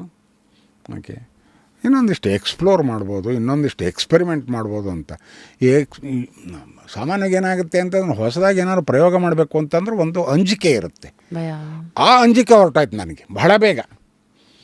ಸೊ ಅದಕ್ಕೆ ತಕ್ಕಂತೆ ಸಿಕ್ಕಾಪಟ್ಟೆ ಅವಕಾಶಗಳು ಬರೋಕ್ಕೆ ಶುರುವಾಗೋಯ್ತು. ಇದರೊಳಗೆ ಯಾವುದು ಟೆಲಿವಿಷನ್ನಲ್ಲಿ ಮತ್ತು ಸಿನಿಮಾದಲ್ಲೂ ಕೂಡ. ಸಿನಿಮಾಗಿಂತ ಹೆಚ್ಚಾಗಿ ಟೆಲಿವಿಷನ್. ಬಹಳ ಜನಕ್ಕೆ ಇದು ಗೊತ್ತಿಲ್ಲ. ನನ್ನ ಇಡೀ ಇದನ್ನು ನೋಡಿದರೆ ಟೆಲಿವಿಷನ್ನಲ್ಲಿ ನಾನು ಮಾಡಿರೋ ಅಷ್ಟು ಕೆಲಸ ಸಿನಿಮಾದಲ್ಲಿ ಅಷ್ಟಾಗಿ ಮಾಡಿಲ್ಲ. ಹೌದು, ಸಿನಿಮಾದಲ್ಲಿ ಒಂದು 220 ಸಿನಿಮಾ ಮಾಡಿದ್ದೀನಿ. ಬಟ್ ಟೆಲಿವಿಷನ್ನಲ್ಲಿ ಒಂದು ಕಾಲಕ್ಕೆ ನನ್ನನ್ನು DD9 ಫಾದರ್ ಅಂತ ಇದನ್ನು ಮಾಡಿಬಿಟ್ಟಿದ್ರು. ಯಾವ ಫಾದರ್ ರೋಲ್ ಇದ್ದರೂ ಟೆಲಿವಿಷನ್ನಲ್ಲಿ ನಾನು ಇರಲೇಬೇಕು, ಆ ರೀತಿ ಆಗೋಗಿತ್ತು. ಸೊ ಅಲ್ಲಿ ಒಳ್ಳೆ ಪ್ರಯೋಗಗಳನ್ನು ಮಾಡೋಕ್ಕೆ ಶುರು ಮಾಡಿದೆ ಧೈರ್ಯವಾಗಿ. ಓಕೆ, ಇದೇ ರೀತಿ ಯಾಕೆ ಮಾಡಬೇಕು, ಈ ರೀತಿ ಯಾಕೆ ಮಾಡಬಾರ್ದು ಅನ್ನೋ ಒಂದು ಇದರೊಳಗೆ ಧೈರ್ಯದಲ್ಲಿ. ತಮ್ಮ ರೋಲ್ಸ್ ಅಂತ ಬಂದಾಗ ಇಡೀ ಕರ್ನಾಟಕ ಇವತ್ತಿಗೂ ಅದನ್ನು ಯೂಟ್ಯೂಬಲ್ಲಾಗಿರಲಿ ಎಲ್ಲರೂ ನೋಡಬೇಕಾದಾಗ ಬರುವಂಥ ಒಂದು ದೊಡ್ಡ ಹೆಸರು ಮಾಯಾಮೃಗ. ನಿಜವಾಗಿ ಅದು TN ಸೀತಾರಾಮು, P ಶೇಷಾದ್ರಿ ಮತ್ತು ನಾಗೇಂದ್ರ ಶಾ 3 ಜನ ಸೇರಿಕೊಂಡು ಅವ್ರ ಜೊತೆಯಲ್ಲಿ ನಮ್ಮ ಪ್ರಹ್ಲಾದ್ ರೈಟರ್ ಇದ್ದರು. ಅವರೂ ಕೂಡ ಅದಕ್ಕೆ ಬಹಳಷ್ಟು ಕೊಡುಗೆ ಕೊಡ್ತಾಯಿದ್ರು. ಅವರೊಂದು ಹೊಸ ರೀತಿಯ ವಿಷಯವನ್ನು ಪ್ರತಿಪಾದಿಸಿದರು. ಅದರೊಳಗೆ ಒಂದು ನಾಸ್ಟಾಲ್ಜಿಕ್ ಮೆಮೊರಿ ಅಂದರೆ ಏನು, ನಿಮ್ಮ ಇಡೀ ಒಂದು ಸಮುದಾಯವನ್ನು ಅವರ ಹಿಂದಿನ ಇದಕ್ಕೆ ಕರ್ಕೊಂಡು ಹೋಗಿ ಅವರ ಜೀವನವನ್ನು ಅವರೇ ಅನುಭವಿಸೋ ರೀತಿಯಲ್ಲಿ ಅದನ್ನು ಸೃಷ್ಟಿ ಮಾಡಿದರು. ಓಕೆ, ಅದು ಬಹಳ ಚೆನ್ನಾಗಿ ಬಂತು. ಅದಕ್ಕೆ ಶುರು ಮಾಡಬೇಕಾದ್ರೆ ನಾನು ಆಗ್ತಾನೆ ಎಲ್ಲೋ ಅಮೇರಿಕಾ ಸಿನಿಮಾ ಮುಗಿಸ್ಕೊಂಡು ಬಂದಿದ್ದೆ. 95 ನಾನು ಇಲ್ಲಪ್ಪ ಮಾರಾಯ ಇದು, ಆಮೇಲೆ ದಿನಪ್ರತಿ ನೀವು ಇದನ್ನು ಮಾಡಬೇಕು, ಫುಲ್ ಬೆಳಗ್ಗೆಯಿಂದ ಸಾಯಂಕಾಲ ಕಾನ್ಸರ್ಟು. ಮತ್ತು ಬೇಡ ಅಂತ ಫ್ಯಾಕ್ಟ್ರಿ ಬಿಟ್ಟು ಬಂದಿದ್ದೀನಿ, ಈಗ ಮತ್ತೆ ಇನ್ನೊಂದು ಸಾರಿ ನನ್ನನ್ನು ಅಲ್ಲಿಗೆ ತಲುಪಿಸ್ತಿದ್ದೀರಲ್ಲ ಅಂತ. ಇಲ್ಲ ನಾನು ಕತೆ ಹೇಳ್ಬಿಡ್ತೀನಿ, ಆಮೇಲೆ ನೋಡಿ ಬೇಕಾರೆ ಅಂತ. ಏನೇ ಸರ್ ಶೇಷಾದ್ರಿ ನಮ್ಮ ರೂಮ್ನಲ್ಲೇ ಕೂತ್ಕೊಂಡು ಒಂದು ಕತೆ ಹೇಳಿ ಪಾತ್ರ ಇದು ಮಾಡೋಕ್ಕಾಗತ್ತಾ ಅಂದರು. ಸ್ವಲ್ಪ ಪಾತ್ರ ಇದಾದರೆ ಮಾಡಬಹುದೇನೋ, ಹಾಗಾಗಿ ಅದಕ್ಕೆ ಒಳಗೆ ಬಂದಿದ್ದು ನಾನು. ಅದು ಆಮೇಲೆ ಅದು ಪಾತ್ರವೇ ನಾನಾಗ್ಬಿಟ್ಟೆ, ನಾನೇ ಪಾತ್ರವಾಗಿ ಹೋಯಿತು. ಹೇಗಾಯಿತು ಏನು ಅಂತ ಯೋಚನೆ ಮಾಡೋಕ್ಕೆ ಕೂಡ ನನಗೆ ಸಾಧ್ಯವಿಲ್ಲ. ಈಗ ಆಗೋಯ್ತು. ಅವತ್ತಿನ ದಿವಸ ಹೇಗಿರ್ತಿತ್ತು? ಯಾಕೆಂದರೆ ಇವತ್ತಿನ ಟೆಲಿವಿಷನ್ ಬೇರೆ, ಅವತ್ತು ಟೆಲಿವಿಷನ್ದೇ ಗೋಲ್ಡನ್ ಎರಾ ಅನ್ಬೋದು 90s. ಯಾಕಂದರೆ ಅಲ್ಲಿವರೆಗೂ ಬರೀ DD ಇತ್ತು. DD9 ಯಾವಾಗ ಬಂತೋ ಅದು, ಯಾಕೆಂದರೆ ಟಿ ವಿ ಸ್ಪೇಸ್ ಅನ್ನೋದು ಬಹಳ ರೀಜನಲ್ ಆಗೋಯ್ತು. ಅಲ್ಲಿವರೆಗೂ ನಾವು ಮಿಲೇಸೂರ್ ಮೇರಾ ತುಮಾರಾಗೆ ಕನೆಕ್ಟ್ ಆಗ್ತಿದ್ದು ಕನ್ನಡಿಗರು. ಸಡನ್ನಾಗಿ ಕನ್ನಡದ ಸೀರಿಯಲ್ಲು, ಕನ್ನಡದ ಹಾಡುಗಳು, ಅದನ್ನು ನಮ್ಮ ಮನೆಯಲ್ಲೇ ಬರೋವಂಥ ಒಂದು ವಾತಾವರಣ, ಅದು ತುಂಬ ಇನಿಷಿಯಲ್ ಇಯರ್ಸು. ಸೊ ಅದರ ಇಂಪ್ಯಾಕ್ಟು, ಅದರ ಸಕ್ಸಸ್ಸು ಅವತ್ತು ಹೇಗಿತ್ತು, ಅದನ್ನೆಲ್ಲ ಹೇಗೆ ಎಂಜಾಯ್ ಮಾಡ್ತಾಯಿದ್ರಿ? ಒಂದು ಎಂಜಾಯ್ ಮಾಡೋಕ್ಕಿಂತ ಹೆಚ್ಚಾಗಿ ನಾವು ನಿಜವಾಗಿ ನಾವು ಸೃಷ್ಟಿ ಮಾಡಿದ್ದ ಇದು ಅಂತ. ಈಗ ಬಹಳ ದಿವಸಗಳ ಮೇಲೆ JP ನಗರದಲ್ಲಿ ನಮ್ಮ ಅಕ್ಕ ಅವ್ರ ಮನೆಗೆ ಹೋಗ್ತಿರ್ಬೇಕಾದ್ರೆ ಯಾರೋ ನಮ್ಮ ಹಳೆಯ ಚಿತ್ರದುರ್ಗದ ಸ್ನೇಹಿತ ಎದುರು ಏನಪ್ಪ ಹೆಂಗಿದೆಯಾ ಏನು ಕತೆ ಅಂತೆಲ್ಲ ಚೆನ್ನಾಗಿ ಮಾತಾಡ್ತಿದ್ದವನು. ಇದ್ದಕ್ಕೆ ಏನು ಓದ್ತಾಯ್ತಪ್ಪ ನಾನು ಹೋಗ್ತೀನಿ ಅಂದ್ರೆ, ಎಲ್ಲಿ ಹೋಗ್ತಿ ತಾಳ ಅಂತ ಅಂದರೆ ಮಾಯಾಮೃಗ 4:15 ಅವನಿಗೆ ಓಡೋಗ್ಬಿಟ್ಟ ಅಲ್ಲಿಂದ. ಸೊ ಈ ತರಹ ಇನ್ವಾಲ್ವ್ಮೆಂಟ್ ಶುರುವಾಯಿತು ಜನಗಳದ್ದು. ಅದನ್ನು ನೋಡಿದಾಗ ಅನ್ನಿಸ್ತು ನಾವು ಏನೋ ನಿಜವಾಗಿ ಭಾಳ ದೊಡ್ಡ ಕೆಲಸ ಮಾಡ್ತಿದ್ದೀವಿ ಅಂತ. ಅದು ಕೂಡ ನಮ್ಮನ್ನು ಭಾಳ ಅಲ್ಲಿ ಪಾತ್ರ ವಹಿಸಿದವರೆಲ್ಲರಿಗೂ ಕೂಡ, ಅದರೊಳಗೆ ಇನ್ವಾಲ್ವ್ ಆದವರೆಲ್ಲ ಟೆಕ್ನಿಷಿಯನ್ಸ್ಗೂ ಕೂಡ ಭಾಳ ದೊಡ್ಡ ಮೈಲೇಜ್ ಸಿಗ್ತವ್ರು. ಐ ಥಿಂಕ್ ಬೈ ದೆನ್ ಆಗಲೇ ನೀವು ಕ್ರೌರ್ಯ ಮೂಲಕ TNS ಅವ್ರನ್ನ ಮೀಟ್ ಮಾಡಿದ್ರಿ. ಕ್ರೌರ್ಯ ಮೂಲಕ ಕಾಸರವಳ್ಳಿ, ಗಿರೀಶ್ ಕಾಸರವಳ್ಳಿ ಕ್ರೌರ್ಯ ಅದು. ಓಕೆ. ಅಲ್ಲಿ TNS ಅವರ ಪಾತ್ರ ಆ ಸಿನಿಮಾದಲ್ಲಿ ಏನೋ ಒಂದಿತ್ತು. ಹೌದು, ಅವರು ಏನೋ ರೈಟಿಂಗ್ನಲ್ಲಿ ಏನಾದರೂ ಇನ್ವಾಲ್ವ್ ಆಗಿದ್ರು ಅಂತ ಕಾಣುತ್ತೆ. ಸೊ ಈ ಥರ ಪರಿಚಯಗಳೆಲ್ಲ ಹೆಂಗೆ? ಯಾಕಂದರೆ ಇವತ್ತೆಲ್ಲ ಕಾಸ್ಟಿಂಗ್ ಅಂತೆಲ್ಲ ಮಾತಾಡ್ತೀವಿ ಸರ್. ಅವತ್ತಿನ ಕಾಲಕ್ಕೆ ಒಂದು ಥಿಯೇಟ್ರ್ ಕಮ್ಯುನಿಟಿ ಅಲ್ಲಿ ಮೂಲಕ ಒಬ್ಬರಿಂದ ಒಬ್ಬರೇ ಪ್ರೊಫೈಲಿಂಗ್ ಶೇರ್ ಆಗ್ತಿತ್ತೇನೋ, ಅದು ಬಿಟ್ಟರೆ ಬೇರೆ ಎಲ್ಲ ಹೇಗಾಗ್ತಿತ್ತು ಆಯ್ಕೆಗಳು? ಇಲ್ಲ, ಅದೇನೋ ಕ್ಯಾಸ್ಟಿಂಗ್ ಅಂತ. ಇವಾಗ ಇದರೊಳಗೆ ತೆಲುಗು, ತಮಿಳು, ಹಿಂದಿ ಅಲ್ಲೆಲ್ಲ ಕ್ಯಾಸ್ಟಿಂಗ್ ಡೈರೆಕ್ಟ್ರ್ ಅಂತ ಒಬ್ಬರು ಇರ್ತಾರೆ. ಅವರು ಇಡೀ ದಿವಸ ಅವ್ರ ಕೆಲಸ ಇದೆ, ಇಲ್ಲಿ ಯಾರು ಇದನ್ನು ಮಾಡಿದ್ರು, ಆ ಪಾತ್ರಕ್ಕೆ ಯಾರು ಸೂಟ್ ಆಗ್ತಾರೆ, ಈ ಥರ ಅವ್ರು ಕ್ಯಾಸ್ಟಿಂಗ್ ಡೈರೆಕ್ಟ್ರ್ ಅಂತ. ಅಷ್ಟೊತ್ತಿಗೆ ನಮಗೆ ಈ ಹಾಲಿವುಡ್ಡಿಂದ ಕ್ಯಾಸ್ಟಿಂಗ್ ಡೈರೆಕ್ಟರ್ಸ್ ಒಂದಿಬ್ಬರು ಬಂದಿದ್ರು ಇಲ್ಲಿ. 2 ಸಿನಿಮಾ, ಒಂದು ಜಂಗಲ್ ಫೈಲ್ಸ್ ಅಂತನೋ ಏನೋ ಒಂದು, ಇನ್ನೊಂದು ದ ಲಿಟಲ್ ಬುದ್ಧ ಅಂತ. ಆ ಲಿಟಲ್ ಬುದ್ಧ ಮಾಡಿದ್ದು ಬರ್ಟಲಿಚಿ, ಅವರ ಕ್ಯಾಸ್ಟಿಂಗ್ ಡೈರೆಕ್ಟ್ರು. ಇಲ್ಲಿ ಬಂದು ಯಾವುದೋ ಒಂದು ಇದರೊಳಗೆ ಚಾನ್ಸರಿ ಹೋಟೆಲ್ನಲ್ಲಿ ನಮ್ಮನ್ನೆಲ್ಲ ಕರೆದು ಆಡಿಷನ್ ಮಾಡಿದರು. ಓಕೆ, ನಾವೇ ಹೋಗಲಿಲ್ಲ, they called us. Okay, but 2ರೊಳಗೂ ನನಗೆ ಅವಕಾಶ ಸಿಗಲಿಲ್ಲ. ಬಟ್ ಅವ್ರು ಹೇಳಿದರು, ಲಿಟ್ಲ್ ಬುದ್ಧದಲ್ಲಿ ನಾವು ನೋಡ್ತಾ ಇರೋದು ಒಂದು ಕೋಲು ಮುಖ, ಈಸ್ಟರ್ನ್ ಫೇಸ್, ಅಂದರೆ ಜಾಪನೀಸ್, ಚೈನೀಸ್ ಆ ತರಹ ಇರೋವಂಥ ಮುಖ ಬೇಕಿತ್ತು.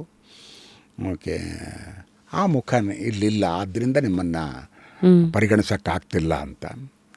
ಆ ಜಂಗಲ್ ಇದರೊಳಗೂ ಏನೋ ಇದೇ ಥರದ್ದೇನೋ ಒಂದು ಆಯಿತು. ಆ್ಯಕ್ಟಿಂಗ್ ಸರಿ ಇಲ್ಲ ಅಂತ ನಮ್ಮನ್ನು ರಿಜೆಕ್ಟ್ ಮಾಡಲಿಲ್ಲ. And it is not even rejection, it is not no selection, suit the role ಅಷ್ಟೇ, ಸೂಟ್ ದ ರಿಕ್ವೈರ್ಮೆಂಟು. ಸೊ ಈ ಥರ ಪ್ರಯತ್ನಗಳು, ಈ ಥರ ಏಳು ಬೀಳುಗಳು ಎಲ್ಲ ಟೈಮಲ್ಲೂ ಕಾಲಕಾಲಿಕವಾಗಿ ನೋಡ್ಕೊಂಡು ಬಂದಿದ್ದೀರಿ. ತನಗೆ ತಾನೇ ಆಗಿದ್ದದು, ನಾವೇನು ಹುಡ್ಕೊಂಡು ಹೋಗಲಿಲ್ಲ ಅದಕ್ಕೆ. ಅವರೇ ಬಂದು ಕರೆದ್ರು ನಮ್ಮನ್ನು, ಹೋಗಿ ಒಂದಿಷ್ಟು ಮಾಡಿದ್ವಿ. ಬೈ ದೆನ್ ಐ ಗೆಸ್ ಒಂದು ಕಡೆ ದತ್ತಣ್ಣ ಸಿನಿಮಾದಲ್ಲೂ ಒಳ್ಳೊಳ್ಳೆ ಪಾತ್ರಗಳು, ಈಗ ಮೈಸೂರು ಮಲ್ಲಿಗೆ ಮಾಡಿದ್ರಿ, ಆಮೇಲೆ ಸಂತ ಶಿಶುನಾಳ ಶರೀಫ ಆಗಿತ್ತು, ಈ ಕಡೆ ಕೊಟ್ರೇಶಿ ಕನಸು, ಹೀಗೆ ಒಂದೊಂದೇ ಆ್ಯಸ್ ಅ ಪೋಷಕ ಪಾತ್ರದಲ್ಲಿ ಸಿನಿಮಾ ರಂಗದಲ್ಲಿ ನಿಮ್ಮದು ಒಂದು ಟ್ರ್ಯಾಕ್ ಓಡ್ತಾ ಇತ್ತು. ಈ ಕಡೆ ಟೆಲಿವಿಷನ್ನಲ್ಲಿ I think by then you are in your late 40s ಅನಿಸುತ್ತೆ. ನಾನು my first film was at the age of 45. Yes, very late entry. ಅಂದರೆ very unconventional choices and the way that you have chosen life to be. ಹಾಗೆ ಹೋಯ್ತು. ಆಮೇಲೆ ಅದೇನು ಪಾತ್ರಗಳು ನನಗಾಗಿ ಸೃಷ್ಟಿ ಮಾಡ್ತಿದ್ರೋ ಅಥವಾ ನಾನು ಪುಣ್ಯಶಾಲೆ ಅಂಥ ಒಳ್ಳೆಯ ಪಾತ್ರಗಳು ನನಗೆ ಸಿಕ್ತು ಅಂತಾನೋ, ಒಳ್ಳೊಳ್ಳೆ ಪಾತ್ರಗಳು ಸಿಕ್ತು. ಅದು ಫಸ್ಟು ನಾಗಾಭರಣ ಟೀಮ್ನಲ್ಲಿ ಅವ್ರು ಮಾಡಿದ ಎಲ್ಲ ಸಿನಿಮಾಗಳಲ್ಲಿ, ಮತ್ತು ಅಲ್ಲೊಂದಿಷ್ಟು ಹಿಂದಿ ಟೆಲಿವಿಷನ್ ಸೀರಿಯಲ್ಸ್ ಬಂತು ಅವಾಗ. ಭರಣ ಮಾಡಿದ್ದು ಒಂದು 3-4 ಅದರೊಳಗೆ ಮಾಡಿದೆ. ಇದು ಅಂಥದ್ದು. ಅದಾದಮೇಲೆ ನಾಗತಿಹಳ್ಳಿ ಚಂದ್ರಶೇಖರ್ ಅವ್ರದ್ದು ಒಂದು ಸಿನಿಮಾಗಳು, ಅಂದರೆ ನಾವು ಆಸ್ಥಾನ ಕಲಾವಿದರಾಗ ಆಗಕ್ಕೆ ಶುರು ಮಾಡಿದ್ವಿ ಆವಾಗ. ಅದಾದಮೇಲೆ ಶೇಷಾದ್ರಿ ಮತ್ತು ನನ್ನ ಕಾಂಬಿನೇಷನ್ಲ ಒಂದು 8 ಸಿನಿಮಾ ಒಟ್ಟಿಗೆ ಬಂತು, ಒಂದಾದ್ಮೇಲೆ ಒಂದು. ಓಕೆ, ಅವೆಲ್ಲ ಬಹಳ ಅದ್ಭುತವಾದ ಪಾತ್ರಗಳು. ಓಕೆ, ಹಾಗೇನೆ ಲಿಂಗದೇವರು ಅವ್ರದ್ರೊಳಗೆ ಮೌನಿ ಪಾತ್ರ ನಿಮಗೆ ಬಂತು. ನ್ಯಾಷನಲ್ ಅವಾರ್ಡನ್ನು ತಂದುಕೊಟ್ಟಂಥ ಸಿನಿಮಾ, ಅದಕ್ಕೂ ಒಂದು ನ್ಯಾಷನಲ್ ಅವಾರ್ಡ್ ಬಂತು. ಶೇಷಾದ್ರಿ ಅವ್ರ ಮುನ್ನುಡಿಗೆ ಒಂದು ನ್ಯಾಷನಲ್ ಅವಾರ್ಡ್ ಬಂತು. ಆಮೇಲೆ ಇಲ್ಲಿ ಬೆಸ್ಟ್ ಆ್ಯಕ್ಟರ್ ಅವಾರ್ಡ್ ಬಂತು ಅದಕ್ಕೆ. ಹಾಗೆ ಆ ರೀತಿ ಒಳ್ಳೊಳ್ಳೊಳ್ಳೆ ಪಾತ್ರಗಳು ಬರೋಕ್ಕೆ ಶುರು ಆಯ್ತದು. ಆ ಹೊತ್ತಿಗೆ ನೀವೊಂದು ಪದ ಉಪಯೋಗಿಸಿದ್ರಿ, ಆಸ್ಥಾನ ಕಲಾವಿದರು ಅನ್ನೋದು. ಆ್ಯಕ್ಚುಲಿ 90s ಇಲ್ಲಿವರೆಗೂ ತುಂಬ ಹೆಚ್ಚು, ಅಂದರೆ ಅವರಿದ್ದಾರೆ ಅಂದರೆ ಅವ್ರದ್ರಲ್ಲಿ ಇವ್ರದ್ದು ಒಂದು ಸ್ಥಾನ ಗ್ಯಾರಂಟಿ ಅಂತ. ಅಂದರೆ ಡೀಪಾಗಿ ಅದು ಏನೇನೋ ಹೇಳಕ್ಕೆ ಟ್ರೈ ಮಾಡ್ತಾ ಇದೆ. ಅಂದರೆ ನಿಮ್ಮವರ ಬಾಂಧವ್ಯನೂ ಹೇಗಿತ್ತು ಅನ್ನೋದು ಒಂದು, ನಿಮ್ಮ ಕಲೆ, ನಿಮ್ಮ ಟ್ಯಾಲೆಂಟು, ಅದು ಅಫ್ಕೋರ್ಸ್ ಅದು ಗಿವನ್, ಅದು ಮೆರಿಟ್ ಅದು. ಬಟ್ ಅವತ್ತಿನ ಕಾಲ ಹೇಗಿತ್ತು ಸಂಬಂಧಗಳು? ಯಾಕೆಂದರೆ ನಾವು ಇಲ್ಲಿಗೆ ಬರುವಂಥ ನಾಗತಿಹಳ್ಳಿ ಸರ್ ಆಗಿರಲಿ, ಎಲ್ಲರ ಬಾಯಿನಲ್ಲೂ ಕೇಳೋದು ಒಂದು ರಿಲೇಷನ್ಶಿಪ್ ಅಂತ ಮೇಂಟೈನ್ ಆಗ್ತಾ ಬರ್ತಾಯಿತ್ತು. ಸೊ ಇವೆಲ್ಲ ಸಹಜವಾಗಿ ಆಗ್ತಿತ್ತ? ನೀವು ಒಬ್ಬರನ್ನೊಬ್ಬರು ಹೇಗೆ ನೋಡ್ತಾ ಇದ್ರಿ ಸರ್ ಅವತ್ತಿನ ಕಾಲ? ಆ ಸ್ನೇಹ ವಲಯ ಅನ್ನೋ ಒಂದು ಕಲ್ಪನೆ ಅದು ಬಹಳ ಚೆನ್ನಾಗಿತ್ತು. ಓಕೆ, ನಾವು ಹಿಂದೆ ಆ ರೀತಿ ನೋಡೋಕೆ ಹೋದರೆ ಸಿನಿಮಾದಲ್ಲಿ ಆ ರೀತಿ ಯಾರೂ ಚಾನ್ಸ್ ತೊಗೊಳ್ಳಲ್ಲ. ಓಕೆ, ಇವನು ನಾನು ಭಾಳ ಆಪ್ತ ಮಿತ್ರ, ಆದ್ದರಿಂದ ಇವನಿಗೆ ಈ ಪಾತ್ರ ಕೊಟ್ಬಿಡ್ತೀನಿ ಅಂತಿಲ್ಲ. ಆ ಸಿನಿಮಾ ಗತಿ ಏನು ಆ ಥರ ಮಾಡ್ಕೊಂಡು ಹೋದರೆ, ಅವರು ಸಿನಿಮಾ ಮಾಡೋರು ಯಾರಾದರೂ ಕೂಡ ಸ್ನೇಹ ಎಲ್ಲ ಇರಲಿ, ಸಂಜೆ ಆದಮೇಲೆ ಇದಕ್ಕೆ ಓಕೆ. ಬಟ್ ಸಿನಿಮಾಗೆ ನನಗೆ ಈ ಮುಖವೇ ಬೇಕು, ಈ ಪರ್ಫಾರ್ಮೆನ್ಸೇ ಬೇಕು ಅನ್ನೋದನ್ನು ಬಹಳ ಕ್ಲಿಯರಾಗಿ ತಲೆ ಒಳಗೆ ಇಟ್ಕೊಂಡಿರ್ತಾರೆ. ಹಾಗಾಗಿ ಅವರೇನು ಸ್ನೇಹದಿಂದ ಅಲ್ಲಿಗೆ ಕರೆದಿದ್ದಲ್ಲ, ಇವನಿಂದ ಈ ಪಾತ್ರ ಚೆನ್ನಾಗಿ ಬರುತ್ತೆ ಅನ್ನೋ ದೃಷ್ಟಿ ಒಳಗೆ ಬಂತು. ಆ ಒಂದು ಟೀಮ್ ಬಿಲ್ಡಪ್ ಅನ್ನೋದಿತ್ತು. ಹಿಂದೆ ಸತ್ಯಜಿತ್ ರಾಯ್ ಅವರು ಯಾವುದೇ ಚಿತ್ರ ತಗೊಳ್ರಿ, ಸೌಮಿತ್ರ ಚಟರ್ಜಿ ಪಕ್ಕ ಇರೋನಲ್ಲಿ ಒಂದು 8 ಸಿನಿಮಾನೋ 10 ಸಿನಿಮಾನೋ ಒಂದಾದ್ಮೇಲೆ ಒಬ್ಬನ್ನೇ ಆ್ಯಕ್ಟ್ರನ್ನ ಇಟ್ಕೊಂಡು ಮಾಡಿದವರು. ಅದೇ ರೀತಿ ಇಲ್ಲಿ ಈ ಒಂದು ಕೆಲವರು ನಿರ್ದೇಶಕರ ಕೈನಲ್ಲಿ ನಾನು ಸಿಕ್ಕೆ, ಅದು ನಾನು ಪುಣ್ಯಶಾಲಿ ಅನ್ಬೇಕು. ನಾಗಾಭರಣ, ಶೇಷಾದ್ರಿ, ನಾಗತಿಹಳ್ಳಿ ಸರು. ಟೈಮಿಂಗ್ ಬಗ್ಗೆ ನಿಮ್ಗೆ ಎಷ್ಟು ನಂಬಿಕೆ ಇದೆ? ಯಾಕೆಂದರೆ ಅಟ್ 45 ಒಂದು ಸೆಕೆಂಡ್ ಇನ್ನಿಂಗ್ಸ್ ಅಂತ ಕರಿಬೇಕೋ ಅಲ್ಲೋ ನಂಗೆ ಗೊತ್ತಿಲ್ಲ. ಸಿನಿಮಾ ರಂಗಕ್ಕೆ ಫಸ್ಟ್ ಇನ್ನಿಂಗ್ಸು, ಲೈಫಿಗೆ ಸೆಕೆಂಡ್ ಇನ್ನಿಂಗ್ಸು. ಸೊ ಅಲ್ಲಿವರೆಗೂ ನೀವೇನು ದುಡ್ಡಿಗಾಗಿ ಕೆಲಸ ಮಾಡ್ತಿದ್ರಾ ಸರ್, ಅಥವಾ ಇಟ್ ವಾಸ್ ಯುವರ್ ಪ್ಯಾಷನ್ನಾ ಅಥವಾ ಪರ್ಪಸ್ಸಾ ಲೈಫಿಗೆ? What was driving you? Cinema ಅಥವಾ ಟಿ ವಿನಲ್ಲಿ ನನಗೆ ಒಂದು ಜಾಗ ಇದೆ ಅಂತ ನನಗೆ ಖಂಡಿತ ಗೊತ್ತಿರಲಿಲ್ಲ 1987ರವರೆಗೆ. ಆವಾಗ ನಮ್ಮ ತಲೆಯಲ್ಲಿದ್ದಿದ್ದು ನಾಟಕ. ರಂಗಭೂಮಿಗೆ ನನ್ನನ್ನು ನಾನು ತೊಡಗಿಸ್ಕೋಬೇಕು, ಅದು ಇಡೀ ಜೀವನ ಅದಕ್ಕಾಗಿ ಮುಡಿಪಿಡಬೇಕು. Okay, purpose driven. ಅಯ್ಯೋ ಅಂಥದ್ದು ಜೋಹರಾ ಅಂತ ಯಾರೋ ಒಬ್ಬರು ಇದ್ದರು. ಅವರು 84-85ನೇ ವರ್ಷದಲ್ಲಿ ಅವರು ರಂಗಭೂಮಿ ಮಾಡ್ತಾಯಿದ್ರು. ಆ ರೀತಿ ನಾನು ಕೂಡ ಕಡೆಗೆಲ್ಲರೂ ಉಸಿರು ಕಟ್ಟು ಬೀಳಬೇಕು ಅಂತ ಅಂದರೆ ರಂಗಭೂಮಿಯಲ್ಲಿ ಬೀಳಬೇಕು ಅನ್ನೋ ಒಂದು ಮಹದಾಸೆ ಇತ್ತು. ಅದು ಯಾವ್ಯಾವುದೋ ಕಾರಣಗಳಿಗೆ ಅದು ಸಾಧ್ಯವಾಗಲ್ಲ. ಈ ಒಂದು ನಾನಾಗಲೇ ನನ್ನ ಕಡೆಯ ನಾಟಕ ಮಾಡಿ ಮುದ್ರಾ ರಾಕ್ಷಸ ನಾಟಕ ಮಾಡಿದೆ. ಅದರೊಳಗೆ ಅಮಾತ್ಯ ರಾಕ್ಷಸನ ಪಾತ್ರ. ಅದಾದ ಮೇಲೆ ನನಗೆ ಒಂದಿಷ್ಟು ಪ್ರಾಸ್ಟೇಟ್ ಪ್ರಾಬ್ಲಮ್ ಶುರುವಾಯಿತು. ಅದು ಇಷ್ಟೊಂದು ತೊಂದರೆ ಕೊಡುತ್ತೆ ಅಂತ ನನಗೆ ಗೊತ್ತಿರಲಿಲ್ಲ. ನಮ್ಮ ಲೈಫ್ ಹಿಂಗೆ ನಡ್ಕೊಂಡು ಹೊರಟೋಗುತ್ತೆ ಅಂತ. ಅಲ್ಲೆಲ್ಲೋ ಒಂದು ಕಡೆ ಟಪ್ ಅಂತ ತಲೆ ಮೇಲೆ ಹೊಡೆದ್ರು ಯಾರೋ. ಓಕೆ, ಅಲ್ಲಿಂದ ಸ್ಟೇಜ್ ಮೇಲೆ 2 ಗಂಟೆ ಸತತವಾಗಿ ಇರಬೇಕಲ್ಲ, ಹೇಗಿರೋದು ಅನ್ನೋ ಒಂದು ಅಧೈರ್ಯ ಶುರುವಾಯಿತು. ಅದಾದ ಮೇಲೂ ಕೂಡ ತೋಟದ ಮನೆ ಅಂತ ಒಂದು MS ಸತ್ಯ ಅವ್ರ ಸಿನಿಮಾ ನಾಟಕ ಮಾಡ್ತಿದ್ದೆ. ಅದು ಈ CR ಸಿಂಹ ಅವರ ವೇದಿಕೆ ಇದರೊಳಗೆ ಹಾವು ಏಣಿ ಆಟ ಅಂತ ಅದನ್ನು ಮಾಡ್ತಿದ್ದೆ. ಹಂಗೋ ಕಷ್ಟಪಟ್ಕೊಂಡು ಮಾಡ್ಕೊಂಡು ಹೋಗ್ತಿದ್ದೆ. ಹಾಗೆ ಯಾವುದೋ ಒಂದು ಸಮಯ ಬಂತು, ಇಲ್ಲ ಇದರಿಂದಾಗಿ ನನ್ನ ಪರ್ಫಾರ್ಮೆನ್ಸಿಗೆ ತೊಂದರೆ ಆಗ್ತಾಯಿದೆ ಅಂತ ಗೊತ್ತಾದಾಗ ಅದರಿಂದ ದೂರ ಆಗಿ ನನ್ನನ್ನು ನಾನು ಸಿನಿಮಾ ಮತ್ತು TV ಕ್ಷೇತ್ರಕ್ಕೆ ಮಾತ್ರ ಸೀಮಿತಗೊಳಿಸ್ಕೊಂಡೆ. ಯಾಕೆಂದರೆ ಇಲ್ಲಿ ಆ ಪ್ರಾಬ್ಲಮ್ ಇರಲ್ಲ. ಹಾಗಾಗಿ ಅವೆರಡು ನಡ್ಕೊಂಡು ಹೋಗಿದೆ. ಇದಾಗಿದ್ದು ಯಾವ ವರ್ಷ ಸರ್? ಇದು ಮುದ್ರಾ ರಾಕ್ಷಸ ನಾಟಕ ಮಾಡಿದ್ದು ಕಡೆಯದು ಈಗ ಒಂದು 8-9 ವರ್ಷ ಆಯಿತು ಅಂತ ಕಾಣುತ್ತೆ. ಅಲ್ಲಿಂದ ಆಮೇಲೆ ನಾಟಕಗಳನ್ನು ಮಾಡುವಷ್ಟು ಧೈರ್ಯ ಬರಲಿಲ್ಲ ನನಗೆ. ಸೊ ಹೀಗಿದ್ದಾಗ ಹಾಗಿದ್ರೆ ಯಾವತ್ತು ನೀವು ದುಡ್ಡುಗೋಸ್ಕರ ಈ TV ಸಿನಿಮಾಗಳು ಇವೆಲ್ಲ ಮಾಡೋ ಹೊತ್ತಿಗೆ ನಿಮ್ಮ ಲೆಕ್ಕಾಚಾರಗಳು ಎಕ್ಸ್ಪೆಕ್ಟೇಷನ್ ಹೇಗಿತ್ತು ಅಂದರೆ, ಬೈ ದೆನ್ ಆಗಲೇ ಏರ್ಫೋರ್ಸಲ್ಲಿದ್ರಿ, HIL ಅಲ್ಲಿದ್ರಿ, ಅಲ್ಲಿಂದ ಈ ನಾಟಕದ ಕಡೆಗೆ ಒಲವು ಶುರುವಾಗಿ ಮತ್ತು ಗೆಲುವು ಸಿಕ್ಕಿದ್ದು TV ಮತ್ತು ಸಿನಿಮಾ ಇದ್ರ ಮೂಲಕ. ಅಲ್ಲಿಗೆ ಬರೋ ಹೊತ್ತಿಗೆ ಹಾಗಿದ್ರೆ what was driving you sir? Passion for acting, that is money and all the other thing was by product. Cinema ಆಗ್ಬೋದು, ನಾಟಕ ಆಗ್ಬೋದು, TV ಅದು ಯಾವ್ದು ಬೇಕಾದ್ರೂ ಆಗ್ಬೋದು, ಬಟ್ ಅದೆಲ್ಲಕ್ಕೂ ತಳಹದಿ ಅಂತ ಅಂದರೆ ರಂಗಭೂಮಿ. ಆಮೇಲೆ ರಂಗಭೂಮಿಯಲ್ಲಿ ನಾವು ಮಾಡ್ತಾಯಿದ್ದು ಹವ್ಯಾಸಿ ರಂಗಭೂಮಿ. ಅಲ್ಲಿ we were not paid artist.